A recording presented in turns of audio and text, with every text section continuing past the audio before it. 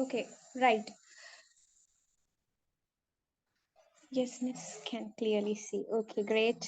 Can you please, okay, guys, one thing is now I wanted to tell you all something. Please message me, okay? Don't message other people. It's me who I'm the admin, so I'm finding a difficulty in making the chat private.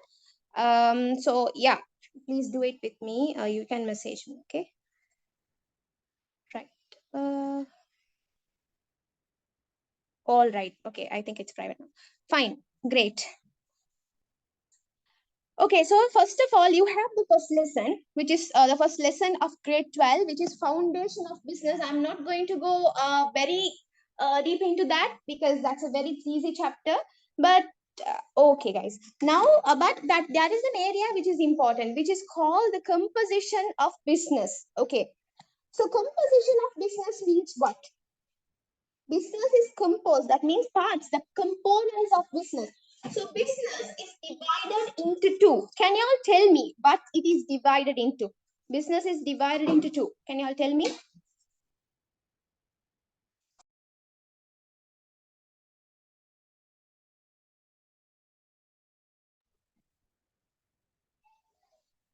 No.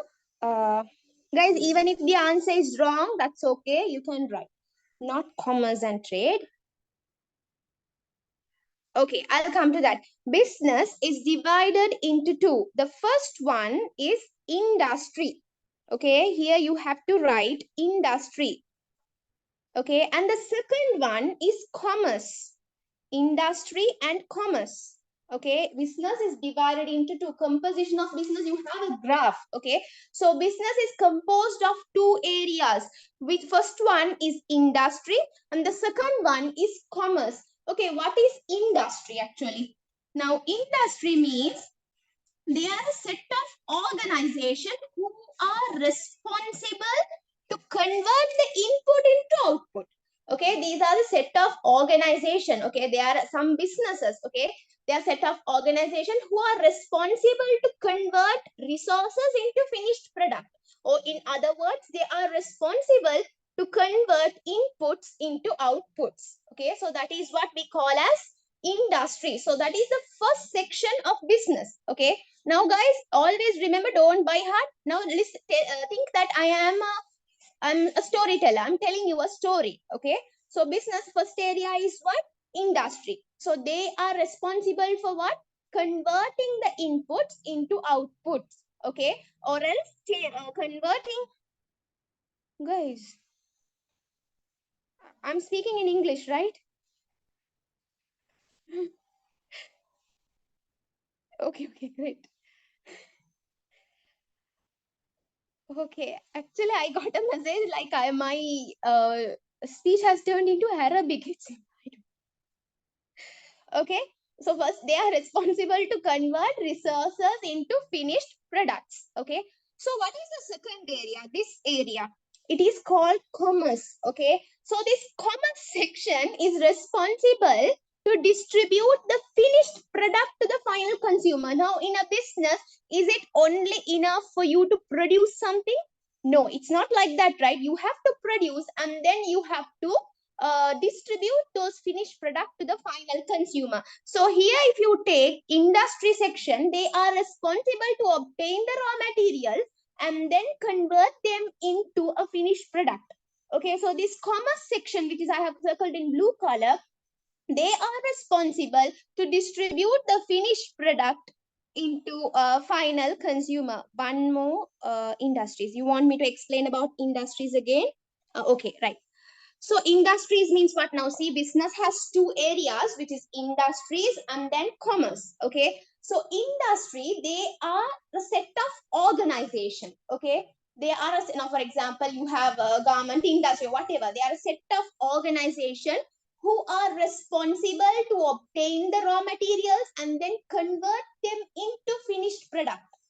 Okay, so that is what every business, the factories and stuff do, right? So now, after you do that, is it only enough for you to produce something? No, there is someone, you're actually, what is the aim of the business? To fulfill the needs and wants of the people, right? One of the goal. So what they do is they have to distribute the finished product to the final consumer. Who is responsible for that? Which section of the business is responsible for that? That is commerce section. Okay, so what you have to do is, in this area write industries, and in this area write commerce. Okay, now you understood the two areas of business, isn't it? The one who asked the doubt, are you clear? Okay, great. Now let's come to this part. Okay, now we are coming to this part, industry section. Okay, so industry is further divided into two. What are those? No, but that's a good try anyways. Okay, guys, even if the answer is wrong, tell me. If it's your sister, will she scold? No. So just tell, okay? Yes, primary and secondary. No, no, no. Okay, primary industry and then secondary industry. So primary industry, what are they responsible for? Now I told you what is the overall industry is responsible for what? Obtaining raw materials from the nature and also converting them into a finished product, right? So this primary industry is there, no? They are responsible to obtain the raw materials from the nature. Can you see? Now industry overall definition included the both. Now I'm dividing that definition itself, right? So primary industry is responsible to convert the raw materials into a finished product. Sorry, primary industry is responsible to obtain the raw materials from the nature. Okay, so industry is responsible to obtain raw materials from nature and convert them into finished product, right? So secondary industry is responsible to convert those raw materials into a finished product. Clear? Primary industry, they are connected to the nature. All the businesses which are they are connected to the nature is what we call as primary industry. Okay, so they are responsible to obtain raw materials from the nature. Okay, and in the secondary industry, they will convert those raw materials into the finished product. Are you clear? Now are you clear?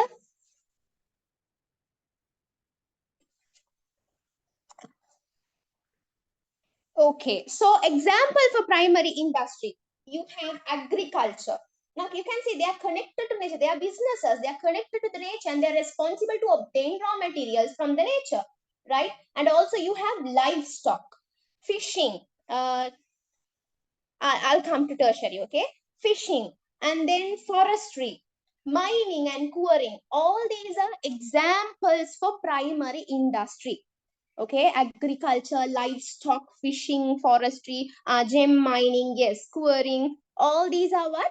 Coming under primary industry. They are connected to nature and they are responsible to obtain raw materials from the nature. And guys, if I have time, I'll do more seminars. I have put 3 days, but if I have time, I will do more, okay? I don't want to rush, I'll do, okay? And the next thing is secondary industry. What are the sections which is coming? Examples for secondary industry. They are responsible for manufacturing and construction, right? Someone said that answer, but I don't know who that is. Yes, wait, I'll come to the chat box. Miss, business is divided into trade.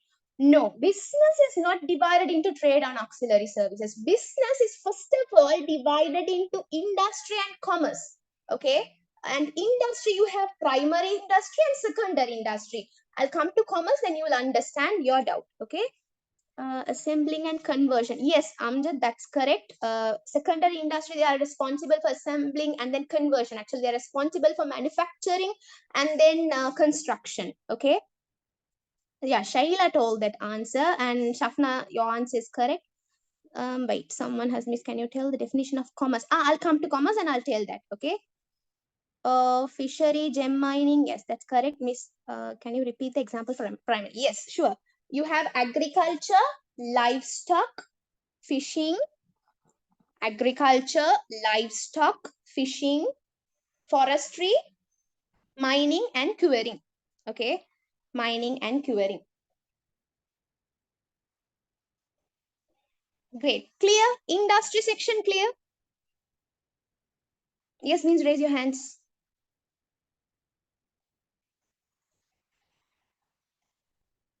Great. You have to be quick, okay? Like you have to be like light, so that speed, okay? Secondary example, you have manufacturing and construction. Okay, guys. Now let's go to what? Let's go to commerce section, which is this area. Okay. Now, first of all, the business first area is industry. We are done with that. And now, yeah, very good, Bishara. Now let's go to commerce section. Commerce, this section, now earlier they are responsible to obtain raw material, convert them into finished product. Now the good is ready. Okay, the product is ready. Now here, when you come to commerce, what they do is they will distribute the finished product to the final consumer.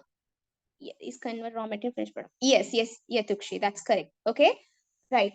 So now can you see, earlier I told you, you have a primary industry here and secondary industry here. Someone asked me then which is the tertiary industry. Actually, the commerce itself is the tertiary industry. Okay, they are the tertiary. Okay, so primary is here, secondary is here, and commerce is tertiary. Okay, now commerce is further divided into two as trade and auxiliary services. Commerce is only divided into two as trade and auxiliary service, not business. Okay, so commerce means what? It is the process of distributing the finished product to the final consumer. Okay, process of distributing the finished product to the final consumer. Right. So guys, it's azan now. I'll pause. Okay, if we want, we can have the class till 5:30. Okay.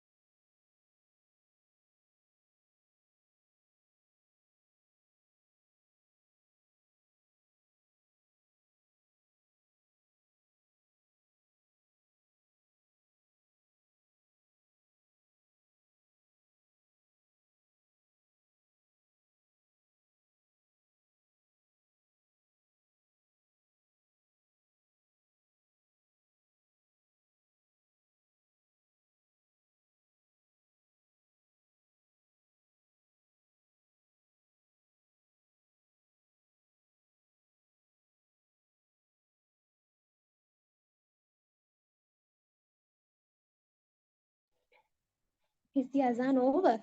Okay.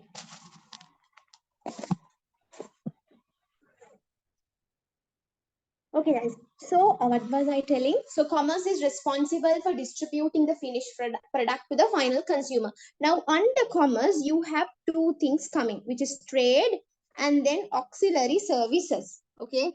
So, trade, what is it responsible? Trade. What is trade actually? It is the process of exchanging goods and services among two or more parties for a monetary concern. Three things coming under this definition. What are those? Exchanging. It is a process of exchanging what? Goods and services. Among whom? Among two or more parties. For what? For a monetary concern. There should be an involvement of money there. Okay. So that is what we call as trade. So that is an area of commerce. And then we have what? Auxiliary services. What are these auxiliary services? The supporting services, the indirect services, we say. These services, they are provided to increase the efficiency of the trading activities. Now, yeah, I'll repeat. Yes, guys. I'll repeat the definition for trading. That is the process of exchanging goods and services. Process of exchanging goods and services among two or more parties for a monetary concern. Among two or more parties for a monetary concern. And yes, Safna, supporting services such as banking, that's correct. And Salman, Sumaya. Actually, Sumaya, that is secondary and manufacturing example. Okay. Okay. Yeah, guys, your answers are correct. Okay, so auxiliary services means what? They are the supporting services. These are the services that are offered to increase the efficiency of your trading activities. Now, example, banking, insurance, and you have warehousing. Now, the chapters of grade 12. Have you all noticed? The chapters of grade 12, insurance, communication, transportation, warehousing, right? Yes, Akil, that's correct. Okay. And banking, all those things are coming. Now, these things are making for us to do the trade right smoothly, right?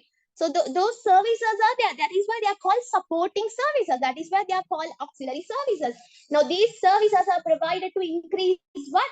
Increase the efficiency of the trading activities. Okay. Simple as that. That is also now under trade, you have two types of trade. What are those?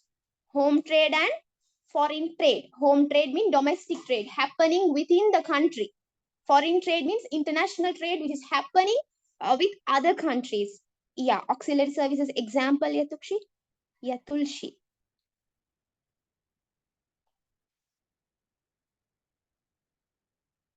Definition. Okay. So write it down. All the services that are provided, all the services that are provided to increase the efficiency of the trading activities. All the services that are provided to increase the efficiency of the trading activities. Am I fast? Am I talking fast?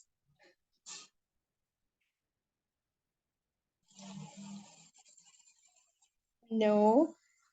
Slow. I'm very slow. Is it? Is it? Some saying yes. Okay. Kinda. Okay. Slow. Some are saying I'm slow, it seems. Okay, then I'll go in moderate speed. Okay. So auxiliary services are there to increase the efficiency of the trading activities. Example, banking, insurance, transportation. Okay. Okay. Warehousing, communication. Okay. All these are chapters. Now you all didn't notice this, no? Your grade 12 syllabus is even revolving around this composition of business, guys. That is what you study, right? Trade chapter is there. And you have all the supporting services chapters, they are separately there, right? And you also study about primary and secondary in the first chapter. That is all. That small your syllabus is. But there is a lot to learn, okay? Okay, guys.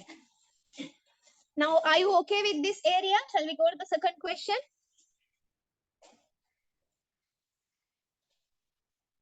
The trade started during barter system. Actually, barter system, yeah, they didn't use money, right? Now, when they started to use money, it is where it became actually trade. They started to use money to solve the problems of barter system. Okay. So for trade, there should be a wording called use of money. You should use money. Okay. So earlier, before trade is where barter system was there. The trade got developed. Yes, Ahmad, what is it? Makes the trade started during yes, Ahmad, what do you need?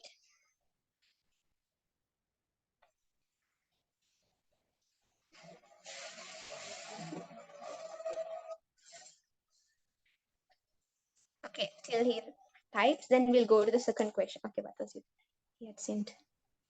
Trade is yeah, actually it's buying and selling. Okay, you can write, the thing is it's buying and selling, that's true. But the proper definition is it is a process of exchanging goods and services among two or more parties for a monetary concern. The definition is full. But if you just write trade is just buying and selling goods and services, you don't get the full marks. You understand? They will check for certain wordings. So that is why I gave you the full definition. Are you okay now? Okay.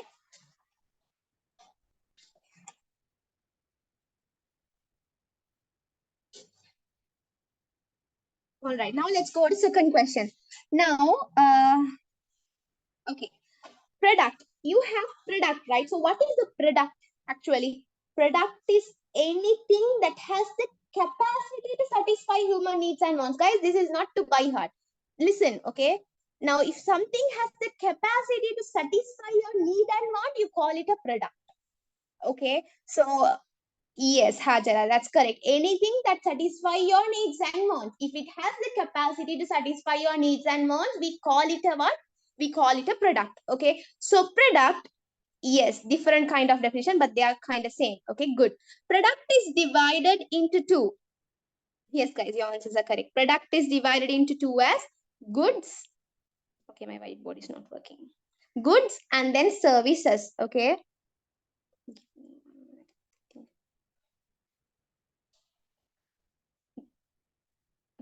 Product is divided into two. What are those? Goods and then services, right? So goods are further divided into two. Actually, based on usage. Now see, based on, now different bases are there. Okay, different bases to classify your goods are there. Now, if you classify goods based on durability, what happens is you have durable goods and non-durable goods. The goods that will be there for a long time and so the goods that will perish off soon. So that is if you classify goods based on durability. Okay, and if you classify goods based on usage, okay, if you classify good based on usage, you have consumer goods and industrial goods. Okay, that is what I'm going to teach you. So before that, I'll go to the other bases. And if you classify based on tangibility, oh, sorry. Oh, what was your doubt? Yeah, I'll come to that. Just give me 1 minute, okay? So if you classify goods based on durability, you have durable goods, non-durable goods. If you have to classify based on tangibility, you have goods and services. And if you classify these based on the buyer's usage or the intention, you have consumer goods and what? Industrial goods. Okay, so this chart is based on that. Consumer goods and industrial goods. Okay.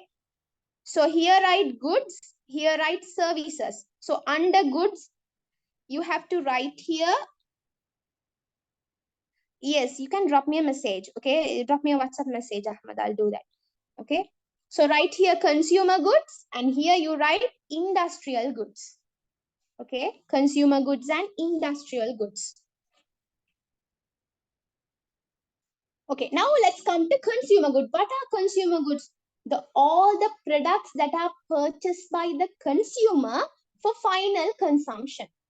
Okay, the products purchased by whom? Who is the purchaser here? The final consumer, the consumer. All the products that are purchased by the consumer for what? For final consumption. That is what we call as what? Consumer goods. Clear?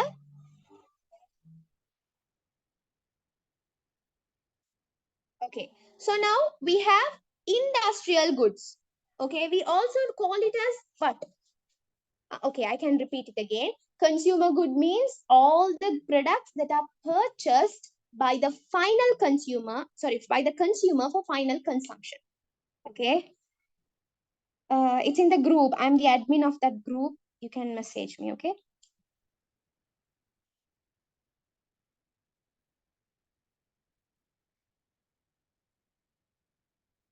The products that are purchased by the consumer for final consumption. Okay. So here you have to, again, I'm telling someone having a doubt. Here it is goods and then here it is services. And here you have to put consumer goods. here you have to put industrial goods. Okay. So what are industrial goods? Industrial goods, they are purchased by businesses. They are the products that are purchased by the businesses to produce another good, not like consumer good. Consumer goods are purchased by the consumer to consume for final consumption. But industrial goods are purchased by the businesses. Why? In order to produce another good. Okay. Types of consumer good. Yeah, types of consumer good. I'll come. Okay, I'm getting a lot of messages. Just give me 1 minute. Yes, Safna, that's correct. Yes, Ammar, that is what. Okay. So consumer goods, you have classification. You have types of consumer good. That is convenience good, shopping goods, specialty goods, and unsold good. I'm not going to go to that section now. Okay, let's finish these questions. I hope you know it, isn't it? You all know that, right? By now, you should know it.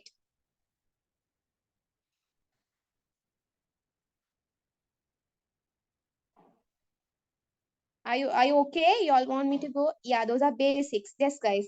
Okay, let's go. Now the third class. If you have these kind of basic doubts, you can ask me. No problem. Okay. Yes. Okay. Now let's come to this area. Services. Okay. What are the two types of services that you have? What are the two types of services? You have direct services and indirect services. Okay. So direct services mean what? The services which are provided by one party to another without any intermediary. Directly you provide it. No one is in the middle. Say, teacher, I'm teaching you. Yes, I'll send all the group link, YouTube link, all those I'll send in the class, okay? A bit later, okay? Now just you concentrate, okay, guys? Great. Okay? So, any service that is directly produced by one party to another without intermediaries, we call it as direct services. For example, a service of the teacher.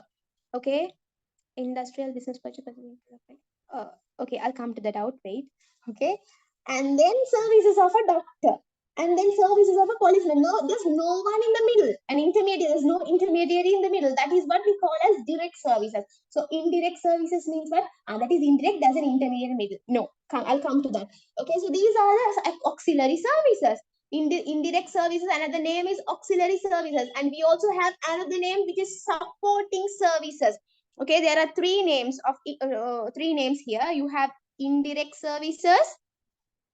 Okay, and you have we also call it as supporting services, and we also call it as auxiliary services. All of these are same. Okay, transportation, communication, insurance. Now these services are produced to increase the efficiency of the business, to increase the efficiency of your trading activities. Okay, so that is what we call as indirect services. Are you clear with this chart now? I think I should come to the doubts in the end. Miss Industrial Business Purchases and Person New Product. Yeah, Tulshi, can you type your doubt again? I think there's some spelling mistake. I mean, you have made a mistake without your notice. Please send your group link. I'll send. Miss, can you please repeat the definition of direct service? Direct services are the services that is directly provided by one party to another. Okay? They are directly provided by one party to another. Example for direct services: service of a doctor, teacher, policeman. Okay? Would you mind explaining it again? You mean industrial goods? Okay, I can. Example for indirect, those are the auxiliary services: transportation, warehousing. Okay. Right. Okay, so someone wants me to explain it again. Okay, so now see, you want me to explain industrial goods, right? Industrial goods are the goods. Okay. Right, I can fill. Now goods are divided into two, products are divided into two as goods and then services, right? And if you take goods, they are further divided into two based on the usage or the buyer's intention. Okay, based on the usage or the buyer's intention, we have consumer goods and then we have industrial goods. Okay, Consumer goods are the goods purchased by the consumer for final consumption. Industrial goods are the goods purchased by the businesses to produce another good. Okay. Now, if you have services, you have direct services. Direct services are provided by one party to another without any intermediary, no middleman there, directly offering. Okay. And indirect services are the auxiliary services, actually, or the supporting services. These services are provided to increase the business performance, to increase the efficiency of your business, to increase the efficiency of your trading activities. You can write either of anything. Okay, example, you have transportation, communication, those auxiliary services in the previous question, same thing. Okay. Now let's move to the third question. There are only 5 minutes. Yes, Amna. Okay. Right. Okay. Now let's go to the third chapter question. Have you all come across this question earlier? Explain the mutual relationship between the government and the business. Yes, great. Okay, so this is an important yet the easy part, one of the easiest area. Okay, great. So what is the relationship that this government and the business has? Okay, what is the relationship? Now you know the government has several goals to achieve, right? Several goals they have to achieve. For example, full employment, they have economic stability, they have economic growth, fair distribution. Like this, they have different goals. Okay, guys, you all have to be speed like the speed of the light. Okay, you have to be that speed because we have to move a bit forward. Okay, these are basics. So what you do is quickly write, not in beautiful handwritings. Okay. Okay, guys. So government, they have several goals to achieve, for example, full employment and stuff. Now, in order to achieve these goals, they need the support of someone, right? Government can do it, but they need the support of someone. Side support, okay, they need, okay? So they need the support of private sector assistance. They need the private sector assistance in order to achieve these goals. Okay, in order to achieve these goals, they need private sector assistance. But if you just as a government, if you go to private sector and ask here, please help me, no, they won't help you, because you know private sector, they will expect something, right? So what happens is government, in order to obtain this private sector assistance, they will give them some benefits, they'll give them some incentives, they give some tax incentives. Okay, please support us. If you're supporting our economic goal, then we will charge low tax from you, something like that. Okay, or else what they will do is they will give some financial incentive or some infrastructure facilities. Okay, so they will give these benefits to the private sector and they'll get the assistance from them. Okay, yes guys. So what happens is, now private sector, they will get motivated. Okay, government is giving all these things to me, and then they'll get motivated with these facilities. Getting motivated and sleeping at home? No, they will implement expansion. Now they are motivated, right? We are getting some benefit, we have to do something. What they do is they will expand their business. Okay, they will expand their business with the aim of what? Private sector, they are expanding their business in order to achieve profit, in order to increase their profit, and in order to achieve their goals, private sector goals, they will do the expansion. Okay, now what happens is, because if they are going into expansion, now they will have to employ people. Now they need people to do works, right? They need people to do their works, and they also generating income opportunities to the people. Aren't they fulfilling the goal of government now? Yes, indirect. Now they are helping them. Now if they are expanding their business, obviously they have to give employment opportunities to other people. They need people, labor. And full employment is, it's not only about labor, it's also about land. They will use the resources, everything, and efficiently, you understand? So now the full employment goal of government is achieved, isn't it? And also they are generating income opportunities to the people. So by this way, they are helping the government in return. You understand? Yes, they use local resources too. So this is the mutual relationship of government. Okay, do you want me to give the answer or can you write by your own? I want to give, but still I feel like there's not enough time. You want me to give the answer? Okay, I can dictate. Fine. Yeah. Now write it down. Okay, guys, I'll give. Uh, Yeah? What is it? I'll write it down. Government intends to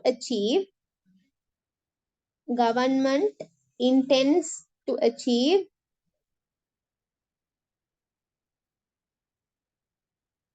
several goals. Government intends to achieve several goals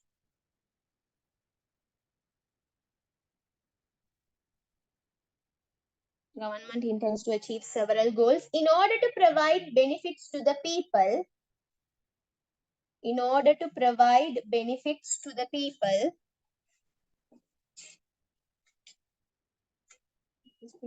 In order to provide benefits to the people and to ensure their long-term existence. And to ensure their long-term existence. Quickly write, right? And to ensure their long-term existence.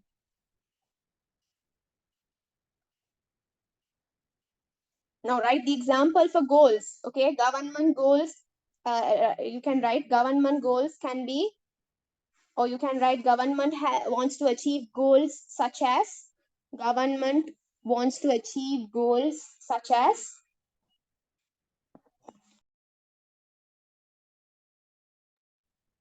full employment, economic stability, full employment, economic stability,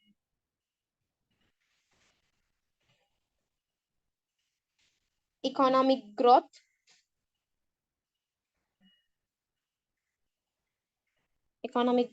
like that. Okay, now leave a line and write or continue. In order to achieve these goals, in order to achieve these goals,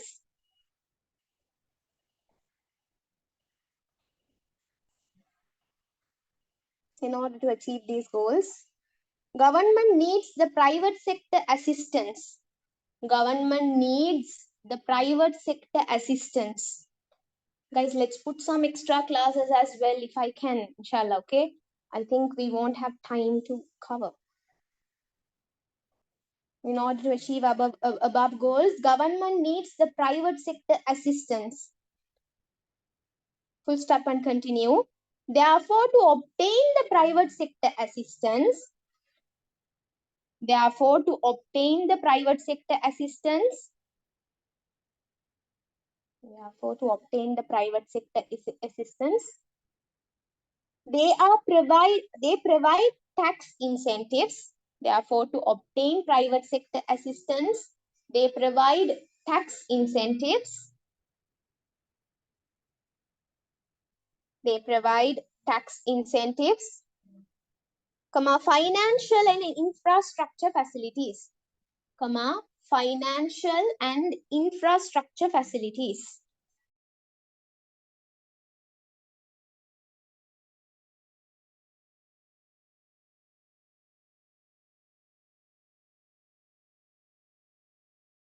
And full stop and continue. Private sector gets motivated with the above facilities. Private sector gets motivated with the above facilities.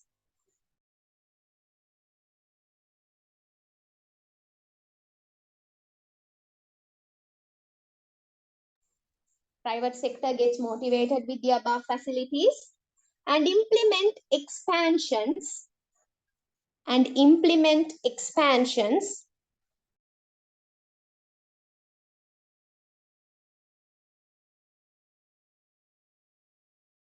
and implement expansion in order to achieve, uh, in order to earn more profit and achieve their goals. In order to earn more profit and achieve their goals.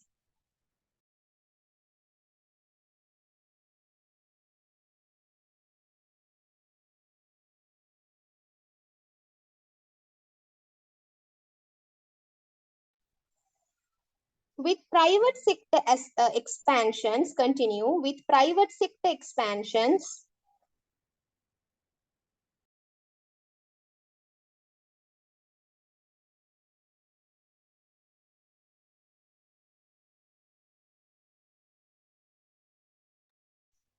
with private sector expansion,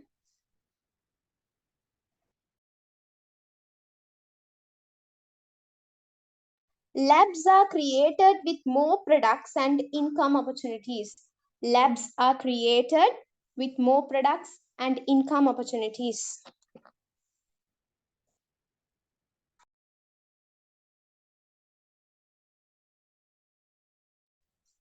Labs are created with more products and income opportunities. Full stop and continue.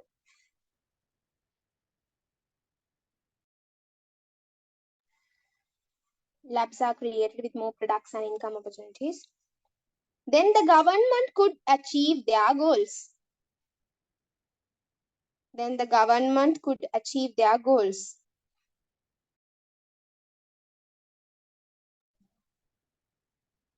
Okay, guys. Okay. So what they do is, first of all, the story, what is happening, government has goals to achieve. So in order to achieve those goals, they need the private sector assistance. In order to obtain the private sector assistance, what do? They provide them incentives. You're welcome, Hajra. They provide them incentives, right? So with these incentives, this private sector is motivated. So when they are motivated, they will expand their business. So when they expand their business, what happens? They need more employees to work and they will use more resources as well, right? So this way, the goal of the government is fulfilled. This is the mutual relationship that the government and the business have. Okay, this is how they are operating. Okay, guys. Guys, if I have missed any doubts, I'll come at the end of the class, okay? Okay, now let's go to the fourth question, which is what are the general impacts of fiscal policy in the business? Okay. Now I told you government has some economic goals to achieve, and I told you what are those goals as well. Now, in order to achieve these economic goals, they have to use some instrument, right? If you want to write, you have to use pencil, right? Something, pen or pen, whatever. So, like that, in order to achieve their goals, they have to use an instrument. That instrument is what we call as economic policies. Okay, in order to achieve the government goals, they use an instrument called the economic policies. Okay, example, the main example, actually in your syllabus you have these two in your business studies actually. Yes, two types of policies, which are fiscal policy and the monetary policy. Okay, what are the two types of policies? Okay, you have now you have policies, right? You have the fiscal policy, and the next one you have the monetary policy. Great, guys. Okay, now if you take this fiscal policy, this fiscal policy, all the activities that are related to the revenue and expenditure of the government is what is there in the fiscal policy. Now, as a government, you have, yes, income and expenditure. Okay, all the activities that are related to the income and expenditure is what applied in the fiscal policy. Okay, all the activities that are related to income and expenditure of the government. Then monetary policy, what is it? What about monetary policy then? Anyone? Now this monetary policy, yes, it is operated by the central bank with the aim of what? With the aim of controlling the money supply. The monetary policy is operated by the central bank. Why? What is the aim of the monetary policy? To control the money supply or availability of money in the economy. Money supply means the amount of money that is circulating in the economy, available in the economy. To control that, there is a policy. That policy is what we call as monetary policy. Okay, are you clear with this? This is the basic example for this area.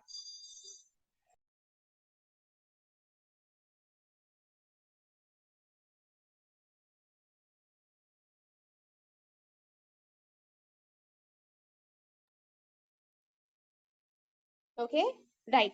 Now, what was I telling? Now, what are the general impacts of fiscal policy in the business? Now, you in your third chapter, you studied about taxes, right?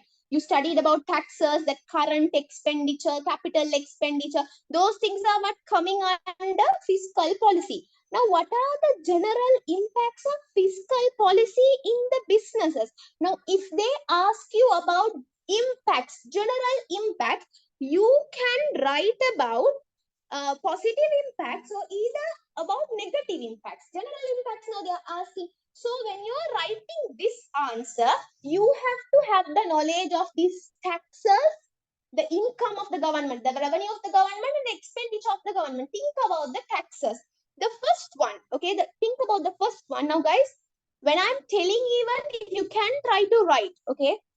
Now, first thing is import duty. Import duty is a tax, isn't it? Now, when the government, if they impose this import duty, what will happen? If they impose the import duty, the imports will come down, isn't it? If they impose import duty, the imports will come down. If imports come down, what happens? Right? You have, what they are doing is they are reducing the they are increasing the import duty, or they are imposing it. Okay. If import duty increases, the imports will come down, right? The imports will come down. If the imports come down, it is good for whom? Good for the businesses, domestic businesses. So they are getting an opportunity to sell their products, isn't it? They are getting an opportunity to sell their products now. So that is an impact caused by the fiscal policy. What you can write? When the government has imposed import duty, the overall imports of the country will come down. Right? If they impose import duty, overall imports will come. Write in your own words. You don't need to write my words. Okay? Imports will come down. If the imports come down, the domestic businesses are getting the opportunity to sell their products. Right? People will go to them now. They won't go to the importers. Now the imports have reduced because of the import tax, import duty. Okay? Now the second one. Write in your own words. Just write, even like a diagram or something, just write it down, because guys, I want to finish it. Okay. Yes. Yeah. Yes. Local industries are protected. Good, guys. Your answers are good. I'll come to all of your answers later. Okay. Now I'll go with this. Great, guys. That's good. You continue sending answers. Next one. Now, if, for example, now take about this one. Taxes on the profit. Okay, taxes on profit. Now you have this corporate taxes, income taxes. Think about the income tax. What will happen is, if the income tax increases, if the government if they are they are imposing income tax, that is a direct tax, isn't it? Income tax is a direct tax. If they impose income tax, they are charged on the profits or the income, right? So what will happen is, the businesses, they have to pay taxes for their profit, isn't it? So when they are paying taxes for their profit, the availability of money in their hand is reduced. So can they use that money for reinvestment purposes? They can't. Can they use the money to expand their businesses? No, they can't. So this is an impact of fiscal policy. Fiscal policy on the businesses. Okay, what is happening? If they are imposing direct taxes on profit, okay, how to say, okay, if they are imposing direct taxes on what? On the profits, what will happen is, the profits of the business will come down, right? Profits will come down. If profit comes down, what happens? Future reinvestments will reduce, right? If profit comes down, future reinvestments will reduce. Future reinvestments will reduce. Okay, simple as that. That is the second impact I told, which is caused by the fiscal policy on the businesses. Okay, now let's go to the third impact. Now you have another type of tax called indirect taxes, isn't it? Indirect taxes are imposed on the goods, right? If indirect taxes are imposed on these goods and services, what will happen? Okay, let's write and tell. Okay, you have indirect taxes. Indirect taxes. If you are imposing indirect taxes, the prices of your goods and services, what will happen? Will increase, isn't it? The prices of the goods and services will increase. So what will happen? What will happen?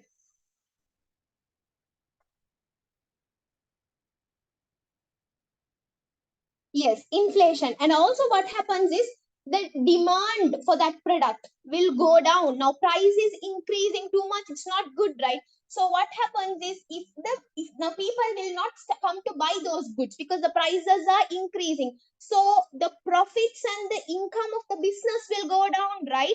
Yes, Amar, if price increases, demand will reduce. Okay, this is economic stuff. If demand reduces, actually they will not purchase your product.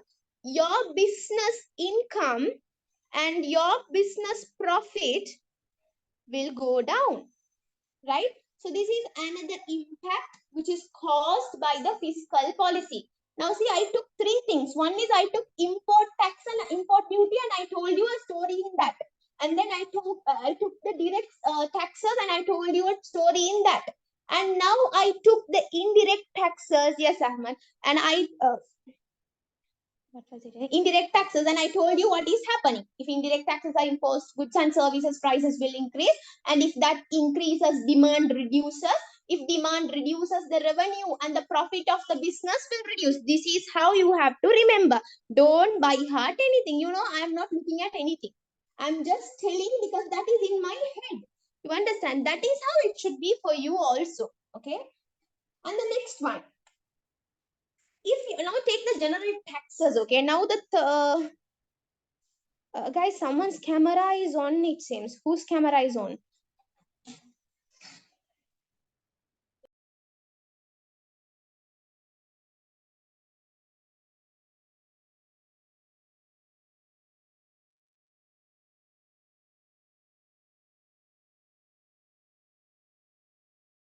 Guys, check on that, guys, okay? No worries, it's okay. Thanks for informing. Okay, next one. Now the fourth case I'm taking is just taxes. Okay, if you are imposing high taxes in your government, if the taxes are high, what happens? If the taxes are high, foreign investment, think about that. Now taxes, and I'm relating it to, oh my God. Okay, that's all right. That's all right. Okay. Tell her not to leave. You just be here. Okay. And you have foreign investments. Okay. High. If the taxes are high, what will foreigners think? Will they come and invest in our country?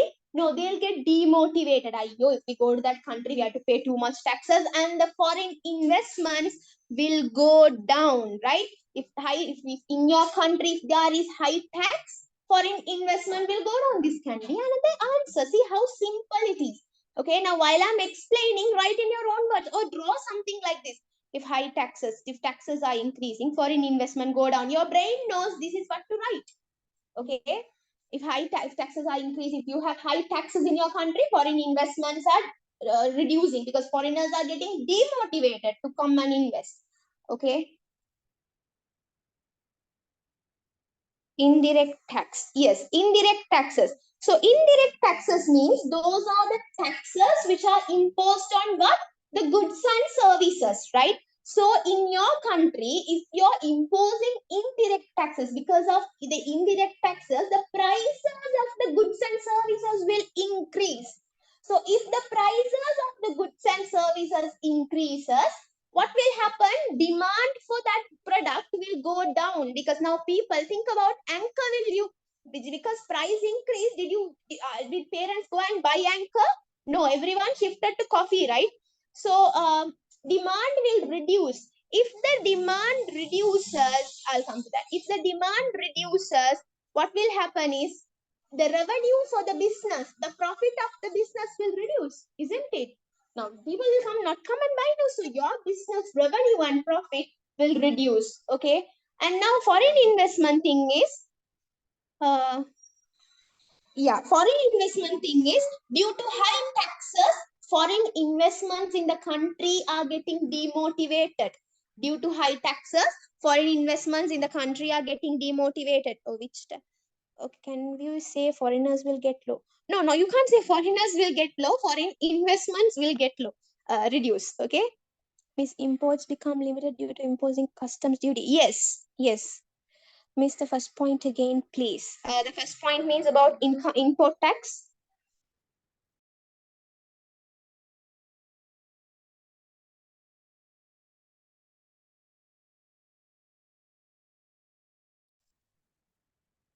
Yeah, local businesses are getting protected by some taxes on imports only. Now see, people like us, what do we prefer? Now our people, Sri Lankan people, even if they don't have money, we don't have money, but we think is we go and buy wash product, import branded products, right? So what happens is our domestic producers are getting exploited.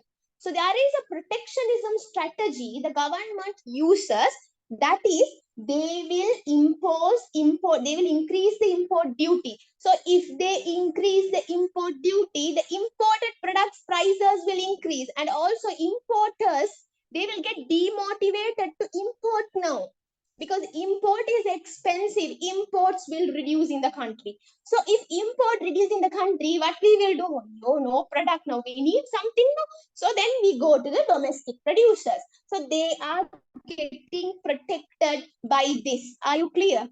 This is how they are getting protected. Now we don't have imports, so then we're going to them. So they are not getting exploited, isn't it? Okay. Barakallah. Now we talked only about revenue, right? In the fiscal policy, we also have revenue, income and expenditure area. We only spoke about revenue.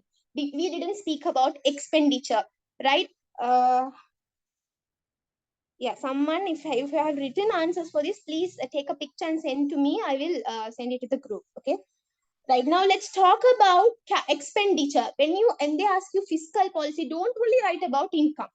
Okay, if you can write about expenditure, right now you have two types of expenditure. We have capital expenditure and the current expenditure. What is this current expenditure of the government? The salary payments they make, the regular payments, the regular expenses which are occurred by the government. That is what we call as current expenditure. Example, we have this interest payments, we have this salary payments, right? And then we have capital expenditure.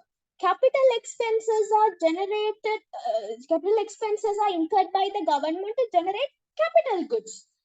Okay, or to generate, they are generated for infrastructure purposes. For example, these machineries, we have this construction of these highways, roads and everything. If they are investing on that, that is capital expenditure. Okay, capital expenditures are incurred by the government to generate capital goods, or they are used for infrastructure purposes. Okay, now with this we can write an answer. If government increase their capital expenditure, okay, now we are talking about capital expenditure. If government increases their capital expenditure, what will happen is the infrastructure facilities in the country will increase, isn't it? The infrastructure facilities in the country will also increase if government increases their capital expenditure. Okay, so what will happen? Now infrastructure facilities are increasing, means it's good for the business. The business efficiency also will increase. If infrastructure facilities increases, business efficiency will increase. So that is the story. Okay, when government increases the capital expenditure, the infrastructure facilities in the country will increase, because that is the purpose. They are using, they're spending for infrastructure purposes. That is the purpose of capital expenditure, right? That is what is called capital expenditure, right? So infrastructure facilities will increase. If infrastructure facilities increase, now a lot of roads and highways and our country is developed. Imagine Sri Lanka is developed country now. Okay, so what happens is business efficiency will increase. You can smoothly conduct business in your country. isn't it? So that's a positive impact caused by the fiscal policy. Are you clear? If you all are clear, raise your hands. We are done with the question. You can take any other taxes and you can write answers. You can take current expenditure and write the answer, anything. Okay, great, guys. Guys, raise your hand to see whether you all are here or in some other apps. I want to see.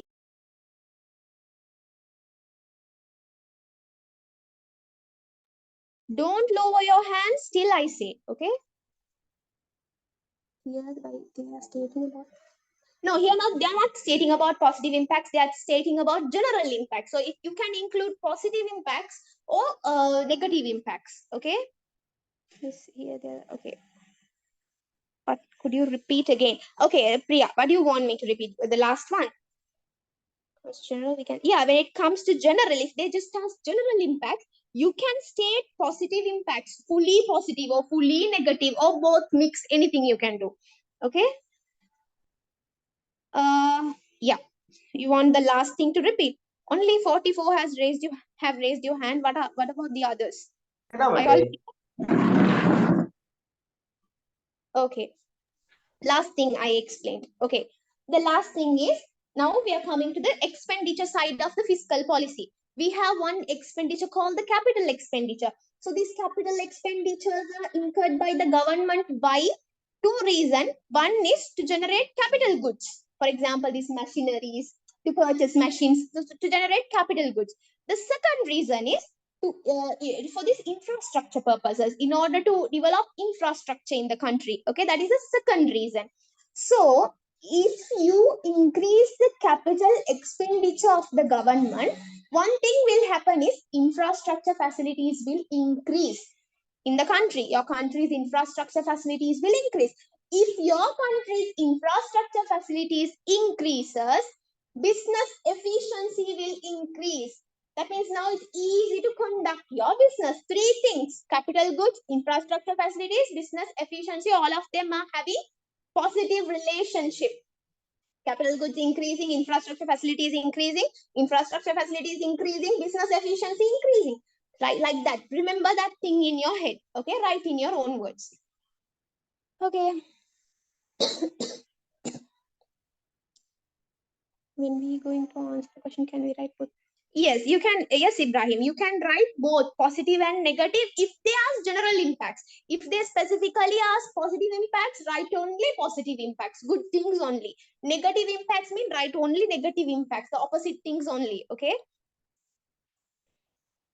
Okay, now this is also an important question. Now, interesting question as well. Now let's go to this. Write for business related changes that may occur when commercial bank interest rate on loan drops in the economy. Now here we are done with fiscal policy. Now this is a question related to monetary policy. Monetary policy tools are there, right? Interest rate, you have the SRR, open market operations, and I think you have moral suasion, credit limits and conditions, right? Those are what I even forgot. What did I say? Those are the tools of a monetary policy. Okay. Now this question, yes. Now this question is related to monetary policy. Now commercial banks are there. No? These commercial banks, they are reducing their loan interest rate. Commercial banks are reducing their loan interest rate. If they reduce the loan interest rate in the economy, what are the business related changes that happens? Okay. First thing. Now, do you know? Okay. So if they reduce their loan interest rate, it is easy to obtain loan now, isn't it? It's not expensive to obtain loan. Now the interest rate is low. Okay, yeah, business can get more loans.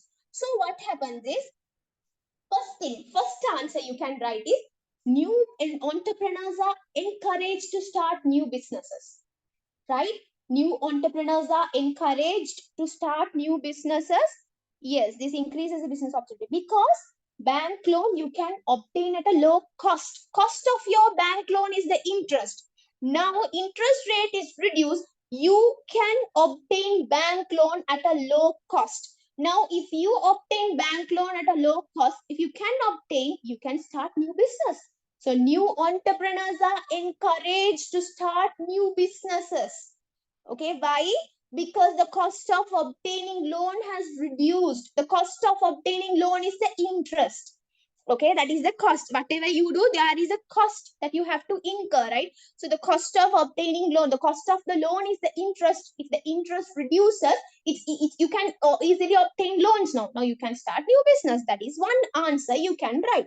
New entrepreneurs are encouraged to start new businesses because bank loan can be obtained at a low cost. Okay, right. So that is one answer, right?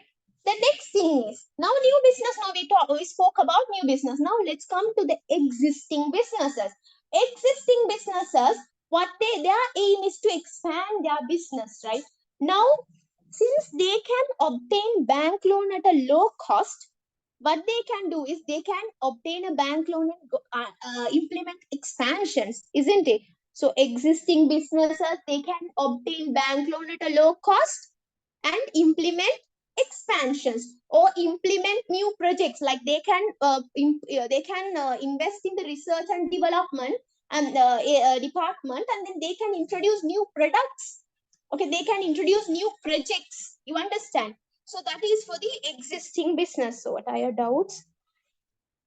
Interest rate high, borrowing slow, lending high. Interest rate low, borrowing high, lending low. Okay. Wait, Zuha.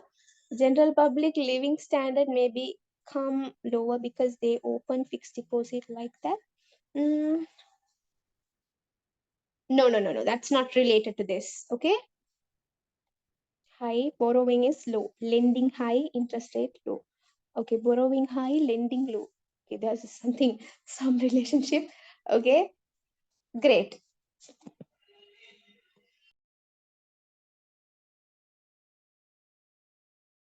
Okay, now think about businesses who have already obtained bank loan. Suddenly, the bank loan interest rate reduced. Now, they have already obtained bank loan earlier. Now, the bank loan interest rate reduced. What will happen?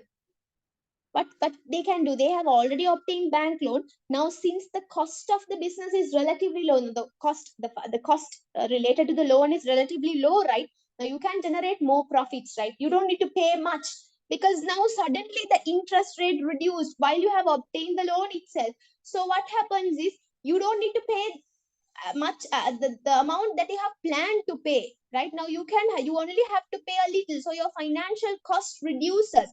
So if your financial cost reduces, your profit will increase. So about whom I talk? Businesses who have already obtained loan. Okay, who have already obtained loan, they can generate greater profit, right? Businesses who have already obtained loan can generate greater profits. How? Because the financial cost of the business is relatively low now. They don't need to pay much earlier than they paid, right? They only have to pay little now compared to the earlier one. Okay, so that is the third thing you can write. The businesses who have already obtained loan, they can generate more profit since the financial cost is low. Okay, guys, are you all okay? If you're all okay, raise your hands. Everyone, lower your hands. Okay. If you're all okay, raise your hands.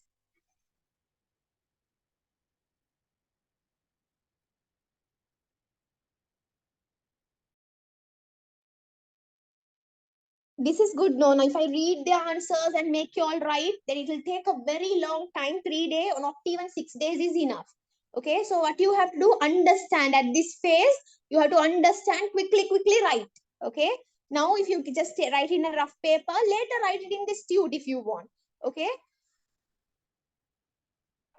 Yes. Third point is businesses who have already obtained bank loans can generate greater profit.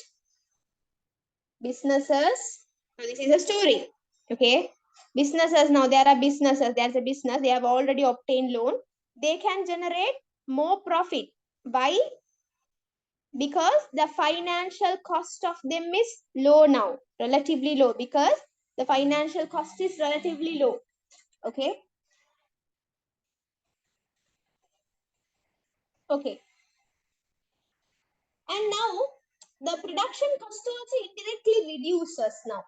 Okay, now because this cost of obtaining loan is like how? Now you can produce more with the money that you have, right? The selling price of your product will also come down because your overall production cost is reducing, because your financial cost is reducing. That's a part of your production cost, right?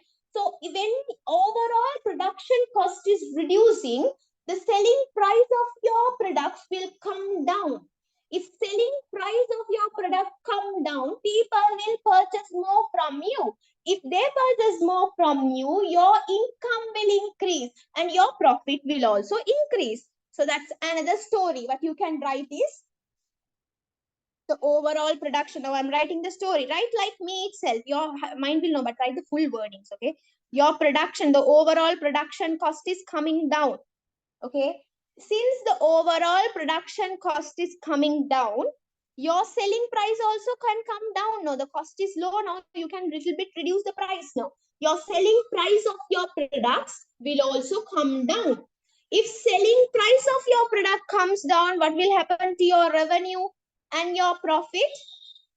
Revenue and your profit, they will increase because your sales will increase now. If your sales increases, your income and your profit reduces. Okay, sorry, increases. Sorry, what is it?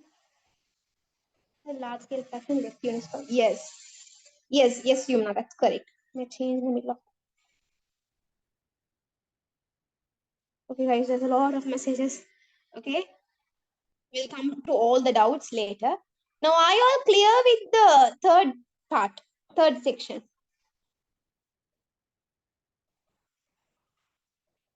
Increase investment through production, increase price, and okay, great.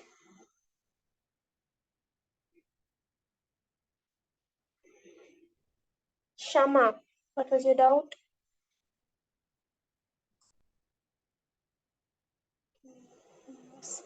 Investors borrow money against increase investment through production. Yeah, that can also happen. Shama, you can write that way also. That is another way of telling the fourth point that I told. That's correct. Okay. What are the acts and rules that are related to partnership? Now, when you come to partnership, what is partnership? We know that because lot of family members, they enter into partnership, fight, and then businesses collapse, right? So when I was even like 10 or 8 or something, I know what is partnership. Okay. That is not because my father or anyone is there, but I'm telling, we know, right? When people fight because of partnership, families like for generation they don't talk. Okay, so that is all happening because of partnership. Now there are some, now because of these fights are happening now, because many people group is getting together, so fights are happening. So there are some acts and laws related to partnership. Okay, so there you have to follow those acts and laws. They are related to law. Okay, though you have to adhere to those. So there are some okay, Bhavisha. Okay. So there are some acts and laws related to partnership. First one is Partnership Ordinance of 1890. Okay, let me highlight it. Okay. Partnership Ordinance of 1890. Okay, so this is the original partnership law. Okay, what does it explain? What does this explain? Now, this partnership law, it explains how to start a partnership. Okay, how to start a partnership and how to conduct a partnership. When you're starting, after that, you have to conduct it. No, how to conduct the partnership. And if you want, how to dissolve the partnership. Okay, how to dissolve the partnership. This is what is explained by this law. Partnership Ordinance of 1890 explains how to start, how to what conduct, and how to dissolve a partnership. Okay, about profit. Wait, Ammar, what was it? No. This is not about profit, Ammar. Now this is about this explains, this is the original partnership law, the basic law. Okay, it explains how to start a partnership, how to conduct a partnership, and how to dissolve a partnership. Simple as that, that's all. Okay, Partnership Ordinance of 1890. Now this you have to by heart because you can't write what you want. Okay. Okay, right. The next one.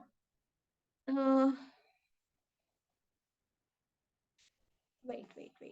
Actually, there's a section, Partnership Ordinance. There's a section 24. That is the most important one for you. We have a section called section 24 under Partnership Ordinance. Okay, so that section says certain things. Yeah, that's all right, Yatukshi. Even if Yatulshi, actually, even if you finish, if you forget, that's all right. Okay, so it's there in your head. Don't forget. Don't worry. Okay. Just study again and again. You have more time. Okay, next one. Prevention of Fraud Ordinance number 7 of 1840. Okay, what is it telling? Now, fraud ordinance. Fraud means what comes to your head? Money, no?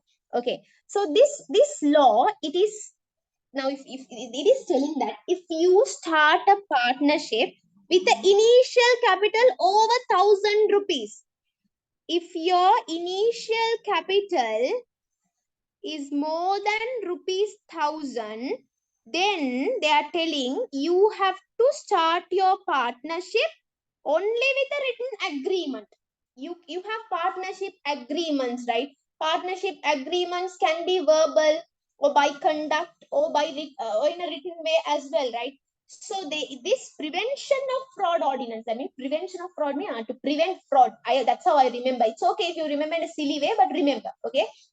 Prevention of Fraud Ordinance number 7 of 1840 is telling if you're starting a partnership with the initial capital which is more than 1,000 rupees, then you have to start the partnership.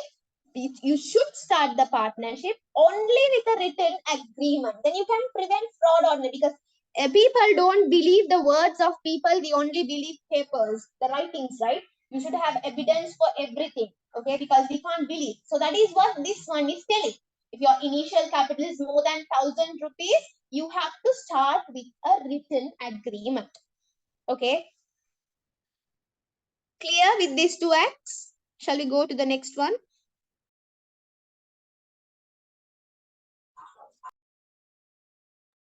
Okay, great. Now the next one.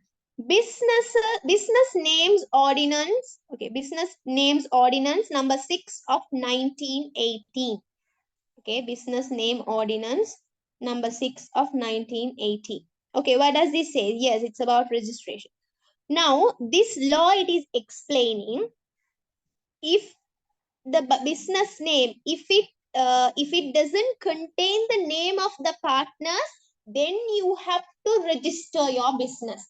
This Business Names Ordinance number 6 of 1980 law is telling if your business is not started with the names of the partners, then you have to register your business where? Yes, Yumna. Then you have to register where? Under the Business Names Ordinance. Okay, under the Business Name Ordinance law, you have to register your business if you have not started the partnership with the partner's full name. Okay, so that is what this one is telling. Okay, clear now? This one's simple. This is related to registration. Next one, Limited Partnership Act number 1970. Now, in Sri Lanka, you are prohibited to start limited partnership. You can't start limited partnerships. Okay. So, in other countries, it's there. So, now there's a law. Okay. There's a law. If you are starting, now this, can you remember Partnership Ordinance of 1890? So that says how to start, how to conduct, yes.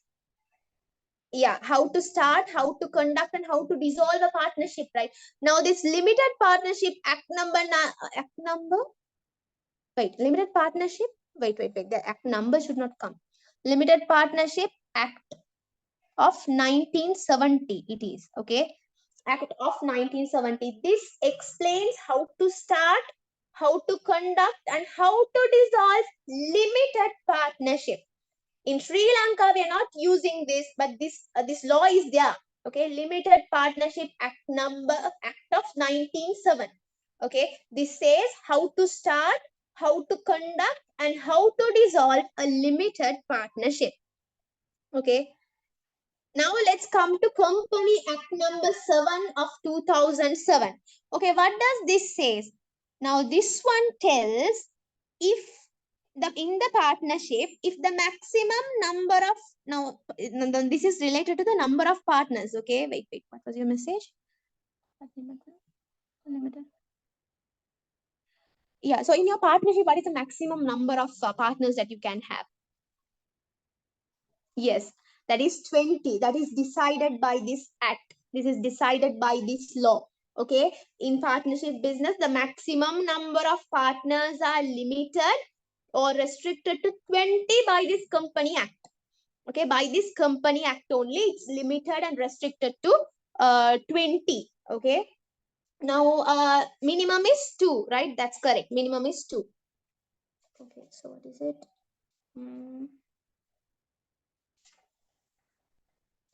Okay, I have covered that area. Okay, guys, we are done with this question. Is everything clear? If yes, raise your hands. I want all of you to raise your hand because then only I know you people are here.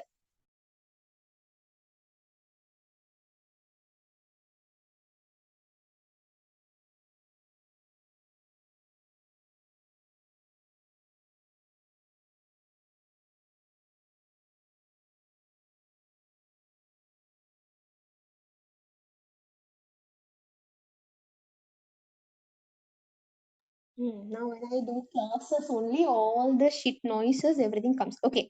Now, there is another thing. Do you know one thing? Now, if the partnership is run only with professional, okay, the minimum is 2. Do you know what is the maximum? Professional means like this doctors, lawyers. Usually in Sri Lanka, partnership, in Sri Lanka, actually, the more popular partnership is among these professional service providers, the lawyers, doctors, auditors, okay, accountants, yeah.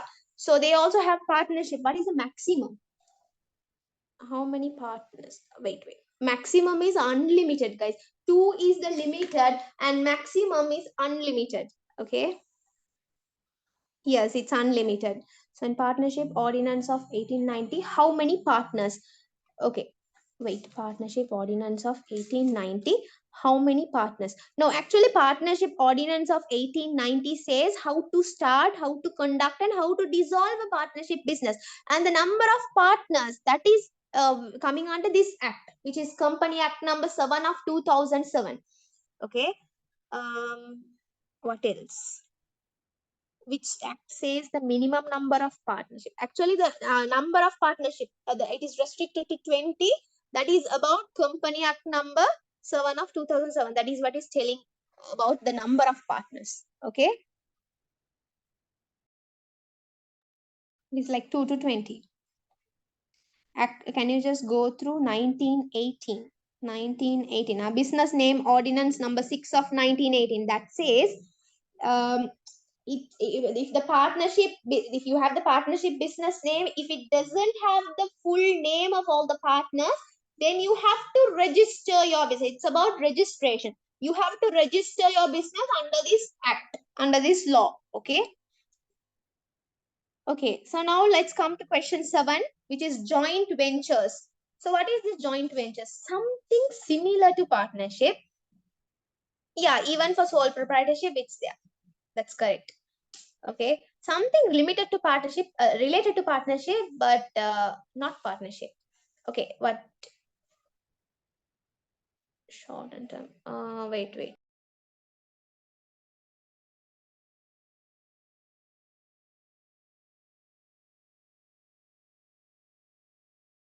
Yes, guys, you all are correct. Okay, so now this is started by 2 or more parties. Okay, yeah, yes, Hajara, especially construction. This is started by 2 or more parties to achieve a short-term objective for a short-term purpose.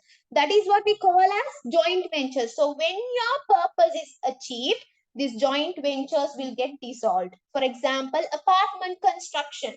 After the construction is over, this is over. Okay, so when you're selling land, some people when they're selling lands, this real estate, those things, then once the thing is over, then they dissolve it. Okay, it's not like partnership; it's a short-term one. They have generated it for a short-term objective. Gem mining is also happening sometimes. Gem mining, gem business people, that they also do this. Okay, so there are certain characteristics of joint ventures. What are the characteristics? Okay, joint ventures. What is meant by joint ventures? So this is a particular type of business. Okay, this is a particular type of business. It is started by two or more parties. Okay, obviously not one person. It's like a short-term partnership. It is started by two or more parties. Why? To achieve a short-term objective. They have a short-term goal or aim. To achieve that short-term objective is when they form this joint venture. So once that short-term objective is achieved, they will dissolve this. They will dissolve the joint venture. Simple as that. Okay. Okay, so let's come to this. Okay, so what is the first characteristic? Okay, people are giving characteristics. Those are correct. First one is there should be two or more parties. Simple. Okay, there should be two or more parties. And the next one. Okay, and the next one is business. They are like established to achieve a temporary purpose, for a temporary purpose, for a short-term purpose. Okay, and the next one is business name and the office is not available. They don't usually, in most of the situation, they don't have a business name, and also they don't have a head office or something for that. Okay, that is another characteristic. No business name, no specific office. Mostly, some they have, most often situation is that. Okay, and the next one is registration is not required. There's no requirement for you to register. Okay, uh,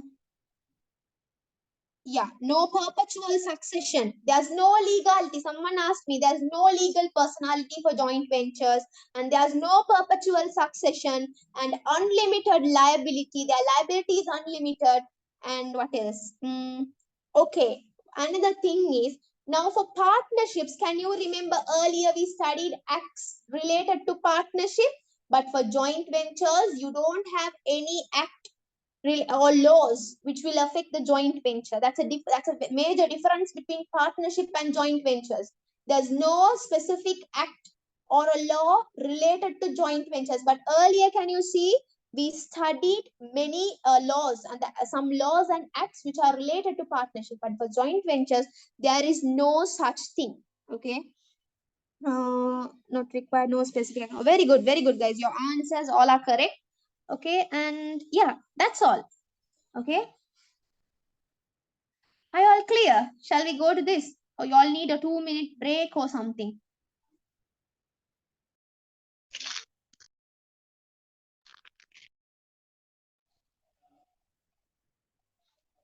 Joint venture examples. Okay, apartment constructions, selling land, gem mining, those things will come. Apartment construction, selling land, gem mining. Okay, so guys, we can continue. Do you all feel sleepy or boring or anything that I should do? Please, teacher, don't do this, or teacher, do that, something like that. Miss, repeat. Hungry, buy me snacks. Okay, Hannah. So this, I'm also hungry. I have not eaten. Let's repeat the Company Act part. Okay, Company Act number 7 of 2007. So actually that is related to the number of partnership. Okay, it is telling the maximum number of partners are restricted to 20. Okay, that is what Company Act is saying. Example for joint ventures. 2-minute break, please. Okay, some people need break. We'll continue till 5:15. I have to pray also. Example for joint ventures: apartment construction, selling land, gem mining. Is there a deed with them? You mean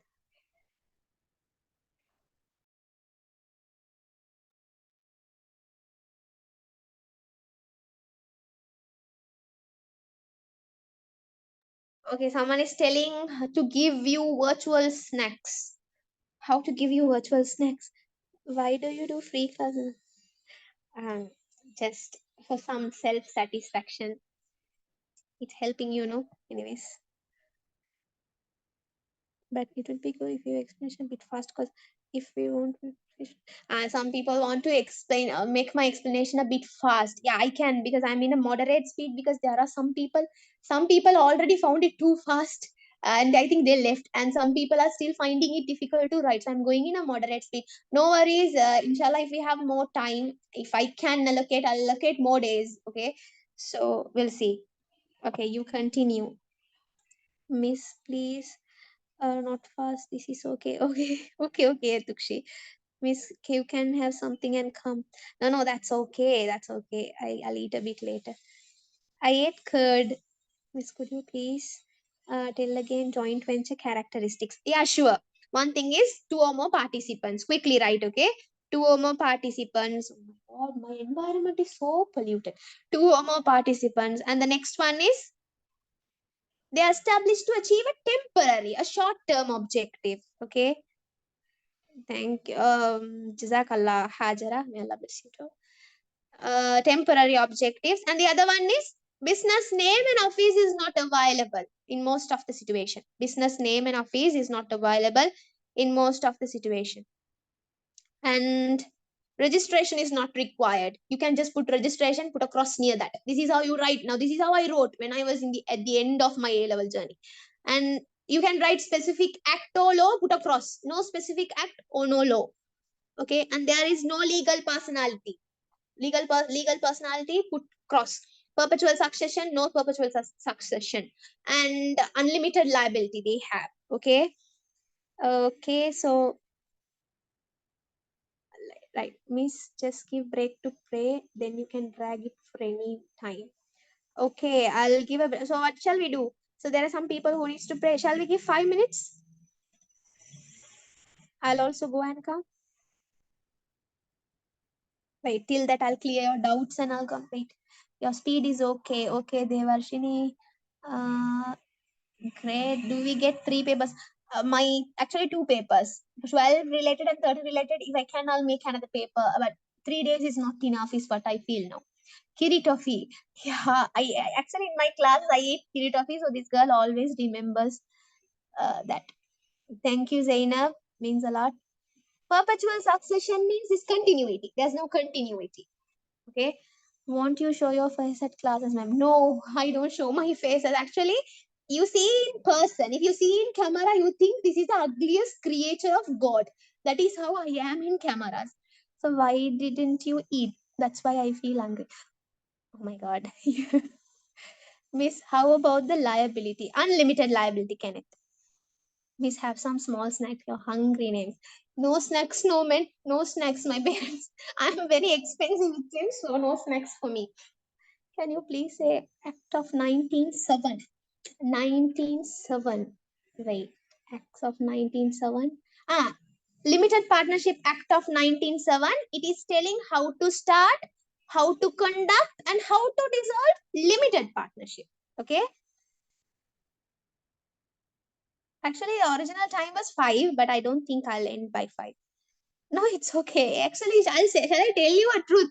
I ate curd, so that is enough, I think, because if I eat too much, I get sleep, Yeah, I will pray and come. No need break. Okay. Miss, what time you're finishing? 5, but let's drag it to 5:30 if we want. Oh no, we'll continue. Okay. These people wants to continue.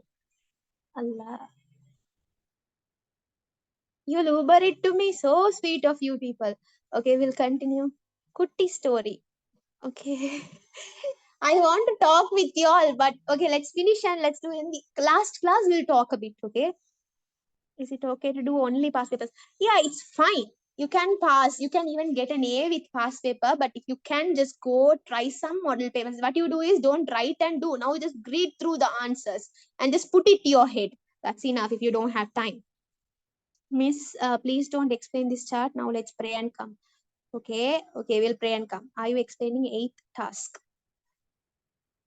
8th task? What is it? I don't know. Very nice. Oh, my voice. You should hear it at my place.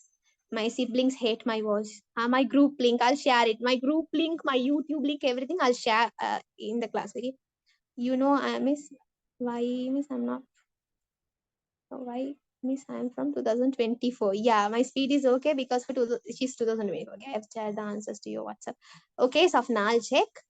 First, we will finish, Miss. Okay, your sessions are very interesting and not boring. Thank you, Shakira. Your group link today, no background noise. There is background noise, but I think you can't hear. Miss, you are very friendly. Thank you. Thank you, Bavisha. That's not enough. Yeah, that's enough for now. Curd is enough for now. YouTube, yeah, YouTube. I upload this. I won't upload this pre-session because you all won't look at it. But there are some other sessions that I have uploaded. I'll send it to you. Okay, shall we do like this, guys? I'll give you all a 5-minute break. Okay. So the our Muslim friends, you all have to pray. No? So I also have to go. So we will pray and come back. Okay, in 5 minutes we are starting. Okay. Thank you, Bavisha. A chocolate lava cake and black forest. Hana, you need to send me cakes. Okay, this girl knows that I love cake and she always talk about cakes. Okay, 5 minutes. Okay, guys. Okay, guys, I will pray and come. We'll start in 5 minutes. Y'all wait here, okay?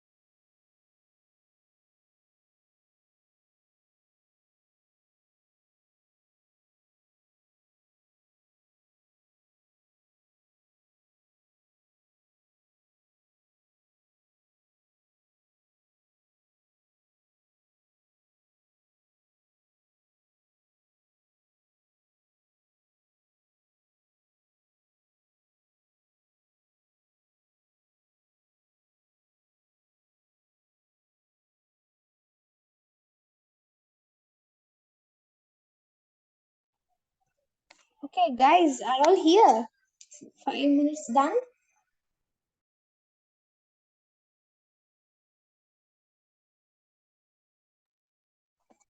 So great.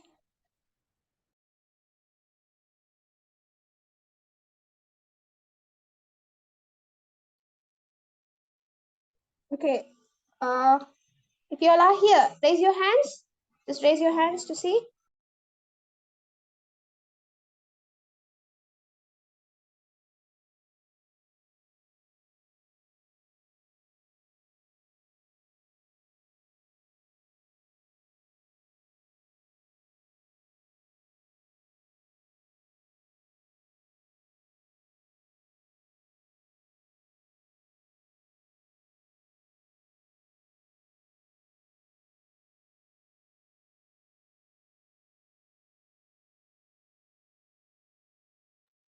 So others are not yet here. Okay. I all feeling like this teacher is not leaving also. Alati one. You all feel like that? Yeah. Yeah. We can start. Okay. Okay, guys, let's start. Okay.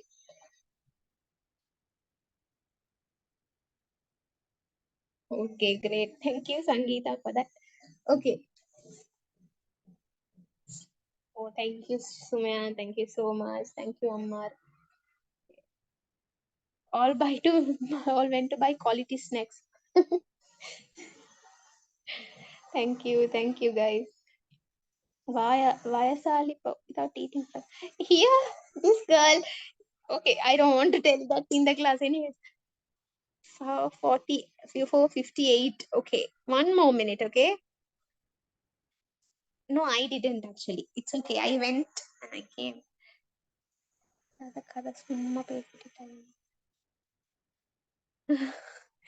Yeah, Faizan, I know that.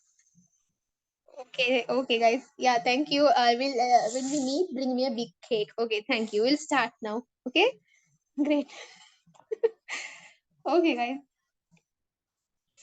Right now, let's start. Okay. So you have types of partners, isn't it? You have how many types? 1, 2, 3, 4, 5, 6, 7, 8. 8 types of partners here. Okay. So first one is the ordinary partners. So who are these ordinary partners? So there are certain characteristics you have to write when it comes to partners, these types of partners. So ordinary partners, do they contribute profit? Do they contribute profit to the partnership? Yes or no? Do they give profit to the partnership? Yes, they do give profit to the partnership. Yes. Do they participate in management? Yes, they do participate in management. Okay. Do they receive this profit or loss? Do they have a share? Yes, they have a share. Okay. And then public awareness. Is the public aware that this is a partner of this particular business? Yes, they are aware about it. And what about liability? Oh my God. Liability is unlimited. It's good because I have another class at 5:15. No, I won't share the recording actually. You drop me a message, Shafsi. Okay. Okay, so liability, it's unlimited. So I am putting UL. Okay, it's unlimited. And now let's come to silent partner. Silent partner, does he contribute capital? Yes, he contributes capital. Management, does he participate in management? No, he doesn't. He doesn't participate in management. Okay, do he receives profit and losses? Does he receive profit and losses? Yes, since is contributing capital, right? He receives profits and losses. And is public aware that this is a partner of this particular business? Yeah. Public, are they aware? They are aware, guys. Silent partners. Now, this is one of the people think silent partner, no, they don't know. Actually, they are aware. Okay. Now, secret partner is there. That someone, sorry, sleeping partner is there. Sleeping partner or the dormant partner, public is not aware. Don't confuse. Silent partner, they are aware. Public is aware. Okay. And the liability is same thing. unlimited liability.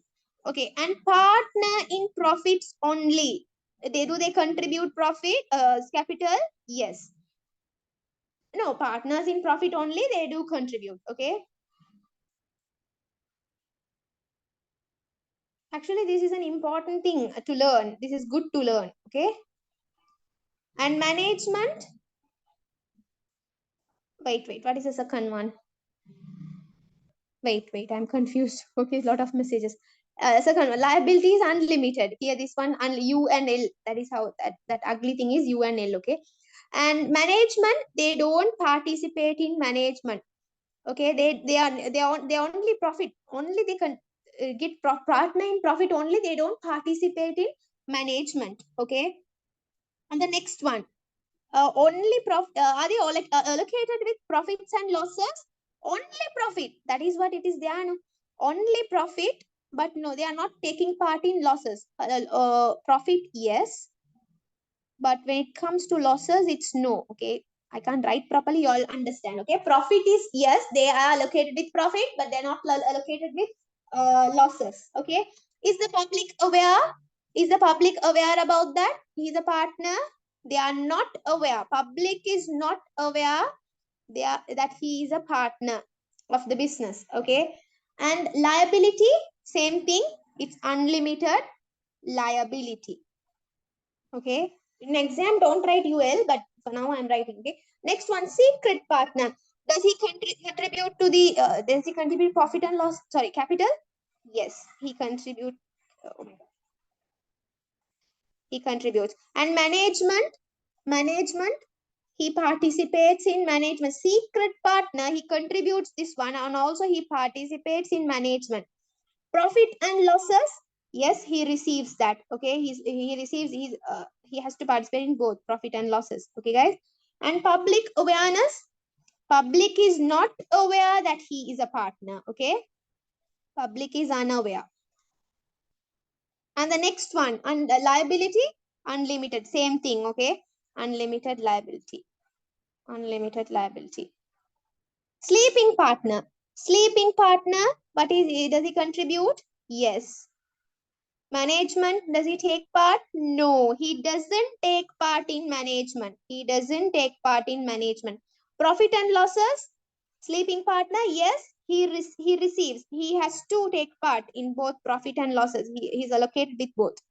Okay. And public awareness, is the public aware that he is a partner? No, public isn't aware about that. Sleeping partner, another name we have dormant partner. And liability is same thing, unlimited. Liability is unlimited. And nominal partner. Nominal partner, okay, does he contribute profit? Nominal partner, does he contribute profit? He contributes something, but he doesn't contribute his profit. Okay. Yes, actually, he doesn't contribute capital. He contributes popularity. He contributes his reputation. Okay. So he doesn't give any capital. He only gives popularity. His reputation he contributes. So people know that he's a partner. That means your business is strong, right? Okay. So, and the next thing, so he contributes what? I'm putting reputation. Okay. It's difficult to write. And the next one, management. Does he take part in management? No, he doesn't. He doesn't take part in management. Okay. And does he receive profit and loss? Yes, he receives it. Okay. And what about public awareness? Obviously, public is aware that this person is a partner. Okay. So he's giving his popularity, reputation. Actually that is the purpose of this partnership. And the next one, liability, same thing. It's unlimited. Quasi partner. Okay. Quasi partner, what does he give? Capital? Does he give capital?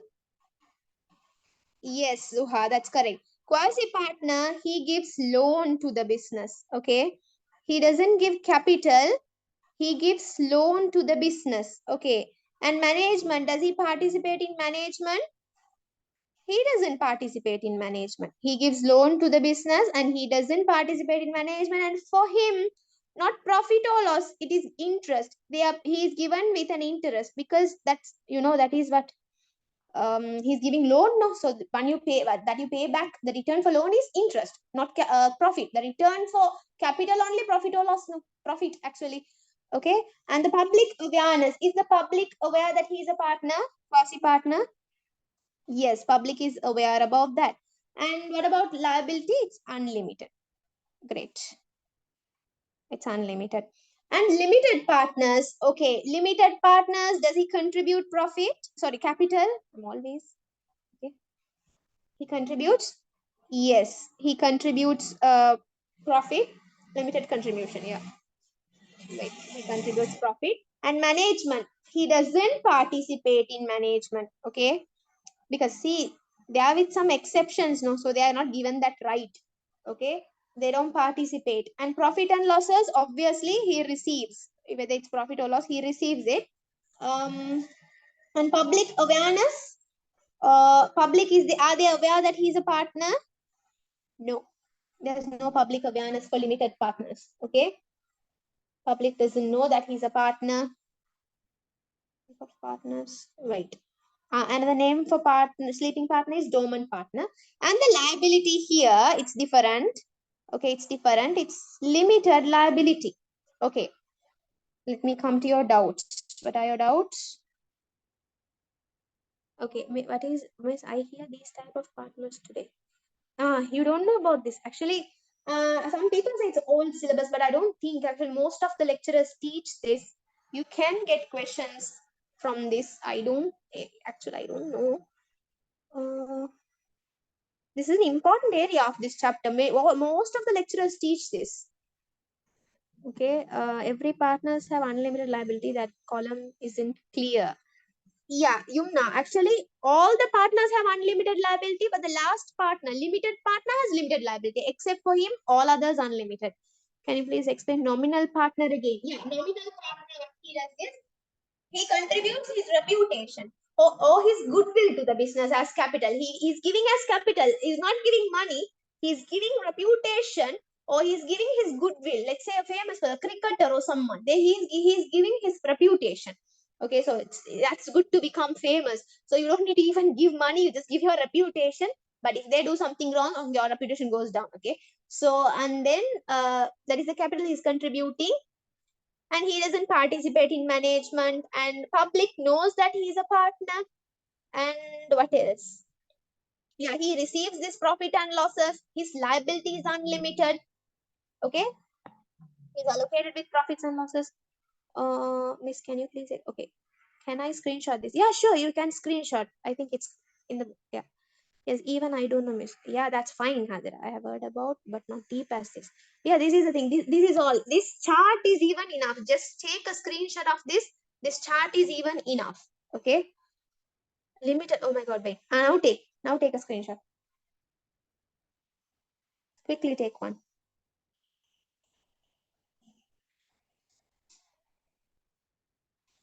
Took? Have you all taken?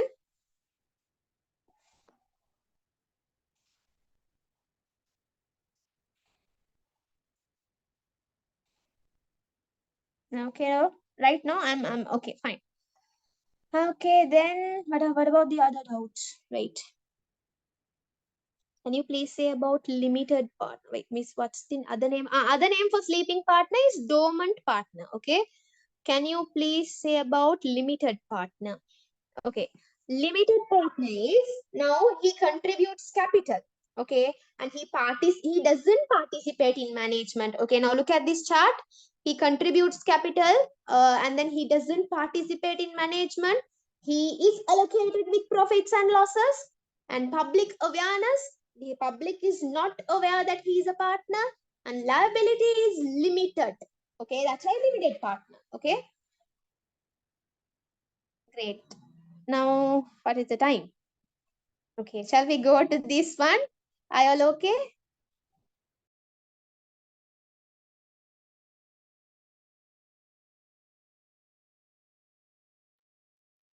Public awareness means the public knows that he's a partner actually. Public is aware about that one. Let's finish this chapter. Okay, this chapter.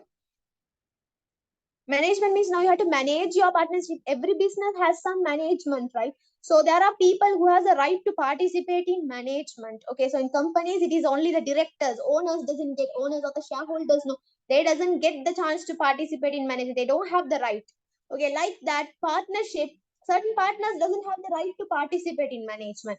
Because, no, let's say that limited partnership is giving capital, but his liability is unlimited. Now, kind of exception right now. Now you feel like, is your liability also limited? We have to take him to management also, like that kind of nothing. That is how the family riots. Okay, so they doesn't participate in the management. Okay, so if you take partner in profit only getting profit, not getting loss also coming for management also. So that's something like that. That is how I remember. Okay, remember fights. So yeah, what is it?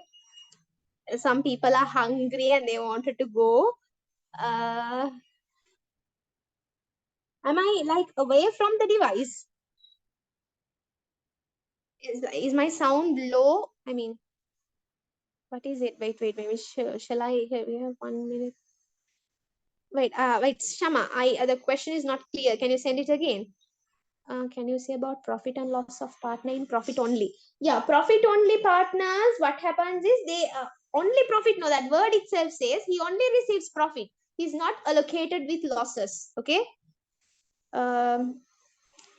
We can't see unlimited partner in Sri Lanka.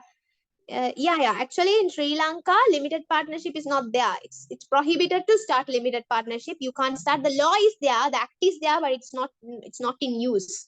Okay. Okay. This chapter is boring. Chapter 4. Shall I tell you something interesting? Chapter, man. But we think it's boring because it's a bulk, and when you see the tunes, then you feel like too much. It's interesting. It's the way it is in the way of how you study. It's really interesting for me. I love this. Okay. Okay, this volume is okay. Okay, guys, so let's see what is the next chapter. Okay, this chapter we have more questions, I think. So what we will do is, what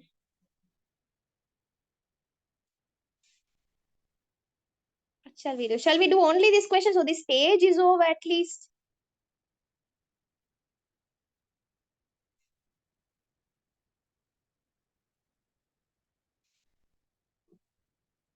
Okay, guys. Okay, oh my God, my messages. Until 7. What until 7? Wait. We'll do till 10. We'll do till question 10. I thought time. Okay, question 10. Yeah, we'll do till question 10. But that question 10 and 11 is kind of related. So if you do together, it will make sense. That's why. We'll do night again. Okay, I'll continue. Imam Sir.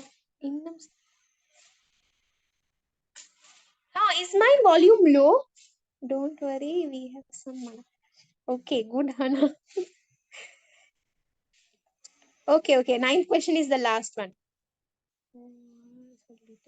Continue question. Oh, okay, Faizan. No, ma'am. Sometimes it's low. Okay. Now it gets low, tell me.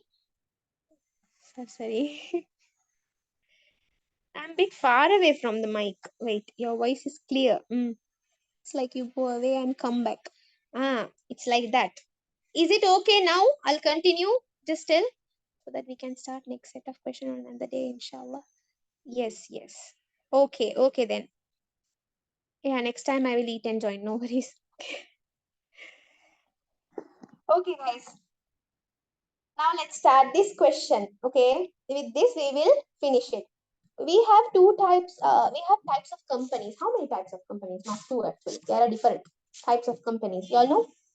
We have limited company, private limited. Sorry, we have. Tell again. You all tell. Yeah, good. Private limited, public. What? Yeah, there are other types of companies. The basic one is limited companies, unlimited companies, and the guaranteed companies. Okay. Limited by guarantee. Yeah. Okay. Great. You have other types of companies, the overseas, offshore, yeah, charitable, those are different. Yeah, public listed means if you go and get registered in the Colombo Stock Exchange, you become public listed. Okay, now let's go. What are the difference between private limited company and public limited company? So if they ask you this type of question, wise thing to do is, what you do is, just put table, like put a line in the middle like this, and then write private limited and public limited. Yeah, table is also fine. If you're very lazy to draw table, just put a line in the middle and then draw. Okay. Number of shareholders. Now here I have private limited companies, and here I have public limited companies. Okay. The number of shareholders. How many in private limited? Number of shareholders. Yeah. Max is 50. Minimum is 1. 1 to 50. Wait. What is the minimum? Yeah, 1. Okay, good, good. 1 to 50. Yeah, I'll come to that place. I'll come. Your doubt is correct. Okay, I'll come. Okay, public limited company. Then what is it? Number of shareholders.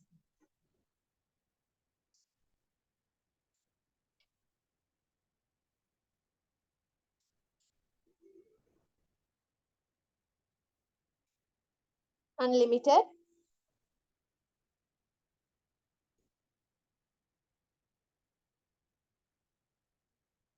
Yes, 1 to unlimited. Great, guys. But there is one thing like this.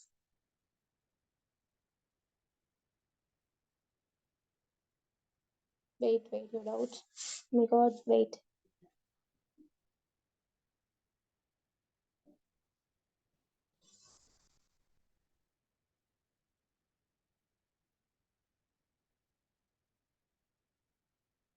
Wait. Your doubt is correct. Wait. Okay, so in Sri Lanka, 1 means if you have only government can start as 1. Okay, public limited companies. Okay, in Sri Lanka, if you should have 1 minimum is 1 for public limited companies as well. But that authority, that power is there only in the hands of government. Only government can start like that. Okay, others means minimum should be 2 actually. Okay, but the general concept is 1 to 50. Okay, and the next one is number of directors. What is it? Private limited companies, minimum is what? Minimum of directors? Minimum number of directors?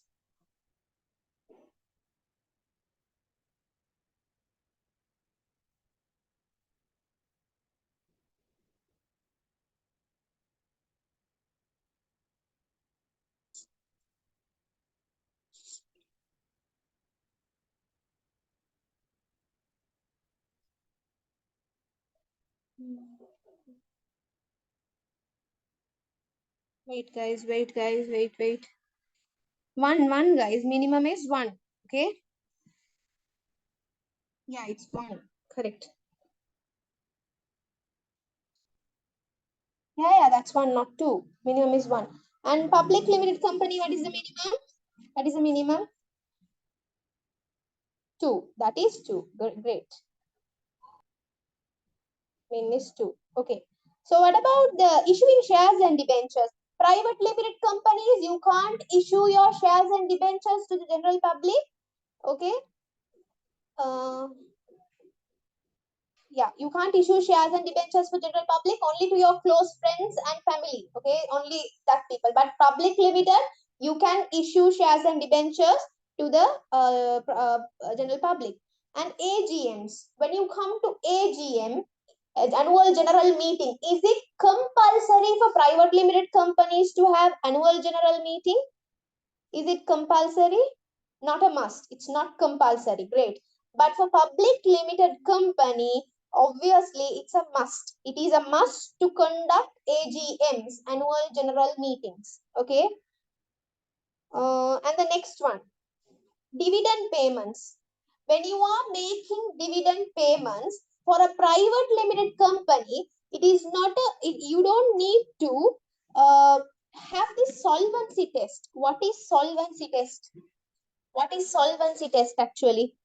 Now, whenever actually for public limited companies, it's a must. You have to get a solvency test when you are issuing dividends. So solvency test means when you are making the dividend payment, you have to pass that. Okay, these auditors will conduct a test called solvency test.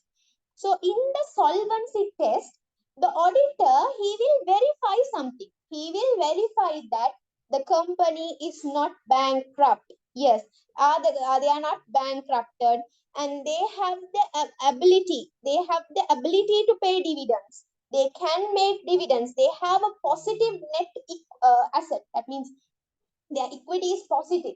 They can make payments. They are not bankrupted. Like that, they will check the financial capability of that. Are they able? Do they have the ability to pay dividends? Okay, so private limited companies doesn't need to conduct a solvency test. You don't need to pass that. Okay, but yes, they have to check whether company's asset is greater than the value of liabilities. Yes, yes, guys, that's correct. Okay, but for a public limited company, you have to pass this solvency test. Okay, and transferring shares. Now, when it comes to transferring the shares, you can't transfer your shares to the general public if you are a private limited company. You can't issue or you can't transfer. But public limited company, you can transfer your shares. You can issue your shares and transfer your shares to the general public. Okay. And the next one is listing. Listing. You have public listed companies. Do you have private listed companies? No. You can't list private limited companies in the Colombo Stock Exchange. But if you are a public limited company, okay, wait, I'll come to that. Okay, you can list. You can be listed. You can go and list in the Colombo Stock Exchange. Next one, accounting and audit. Is it do you have to publish your accounts and audits of private limited companies?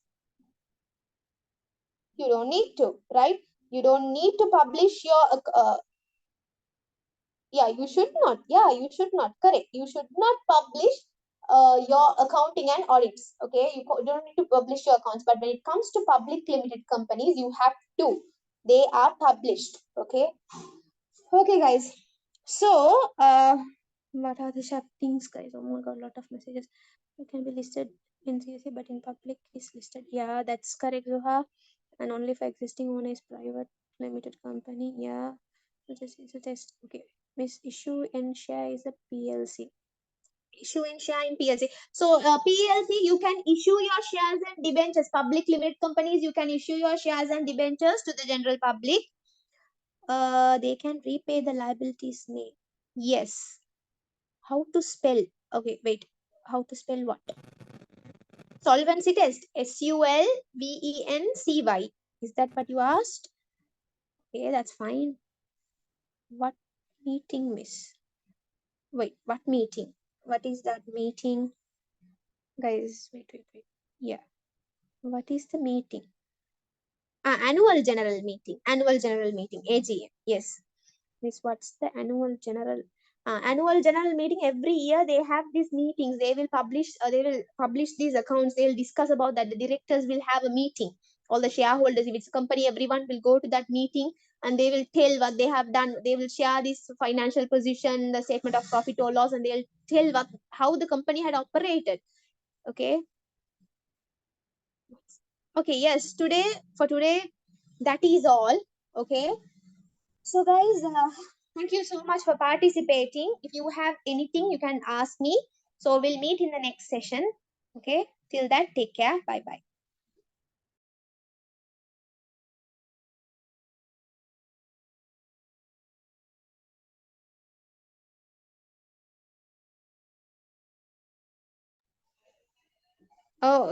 Okay. The group link I'll share. Wait. Okay, guys. Thank you so much. And also, third point. Okay, what is it? Wait. Barakallah. Bye, Priyanka. Wait, the group link. You're welcome, Kavindu, Zifra. Okay, Rama Lakshmi. Nice name. Thank you. Thank you so much. Wait, first 2 points of what?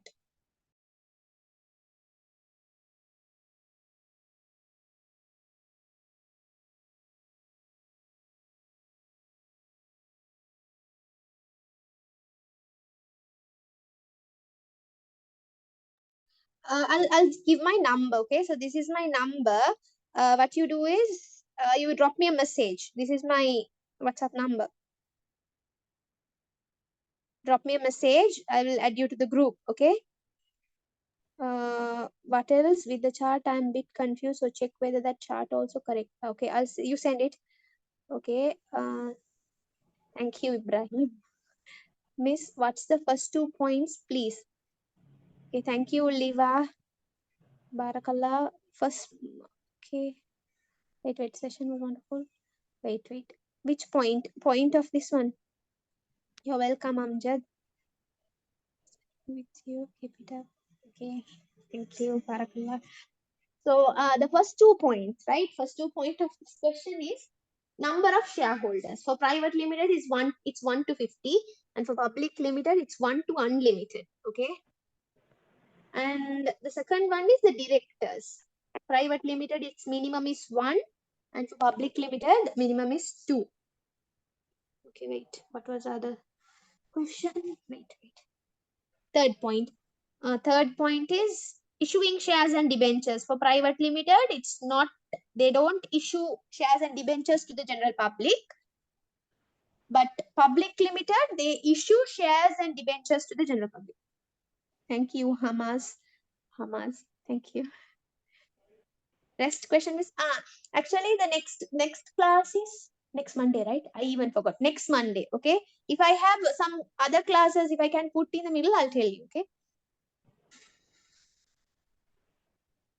Okay, and guys, I need a small help from you. I have my YouTube channel and my Instagram account of this class. So what you do is just subscribe and follow, okay? That's all.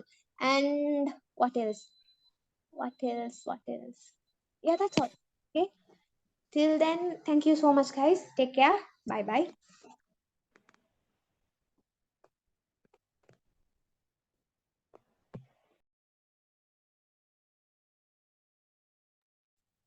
Please make sure.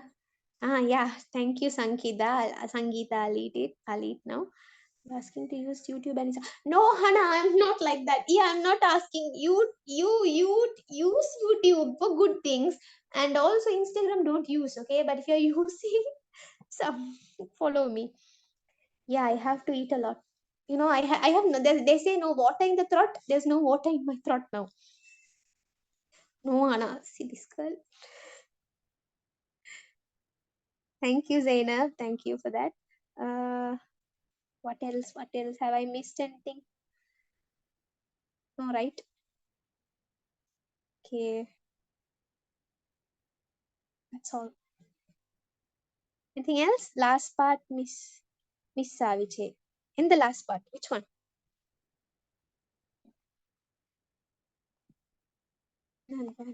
Okay, Zainab. Okay, bye, Ibrahim. Have a nice day. Irishad, last part, Miss Saviche. In the which part?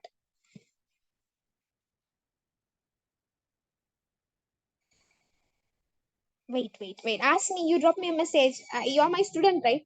I think it's you. Okay, so drop me a message in WhatsApp.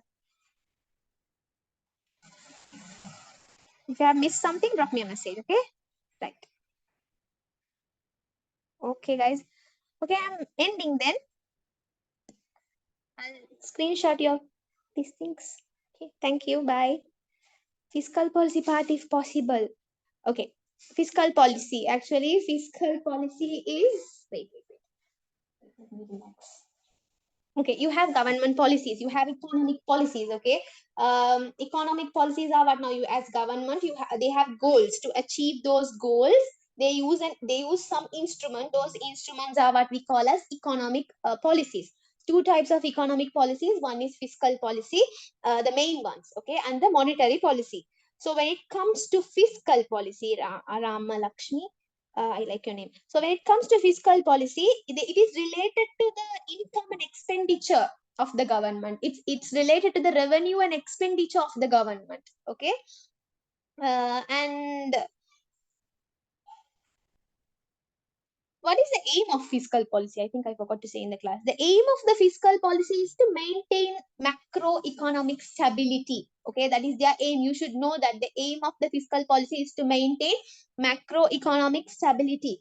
And also, it is related to the income and expenditure of government, the taxes and the current expenditure, capital expenditure. That's all. Simple as that. Under that, you have a lot to study, which is about taxes, lot of types of tax, and then two types of expenditures. Okay, guys, are you okay?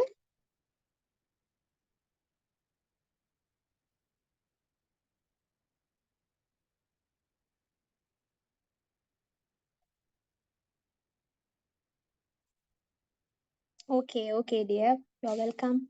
Okay, I'm ending the meeting. Take care. Bye bye. We'll meet in the next meeting.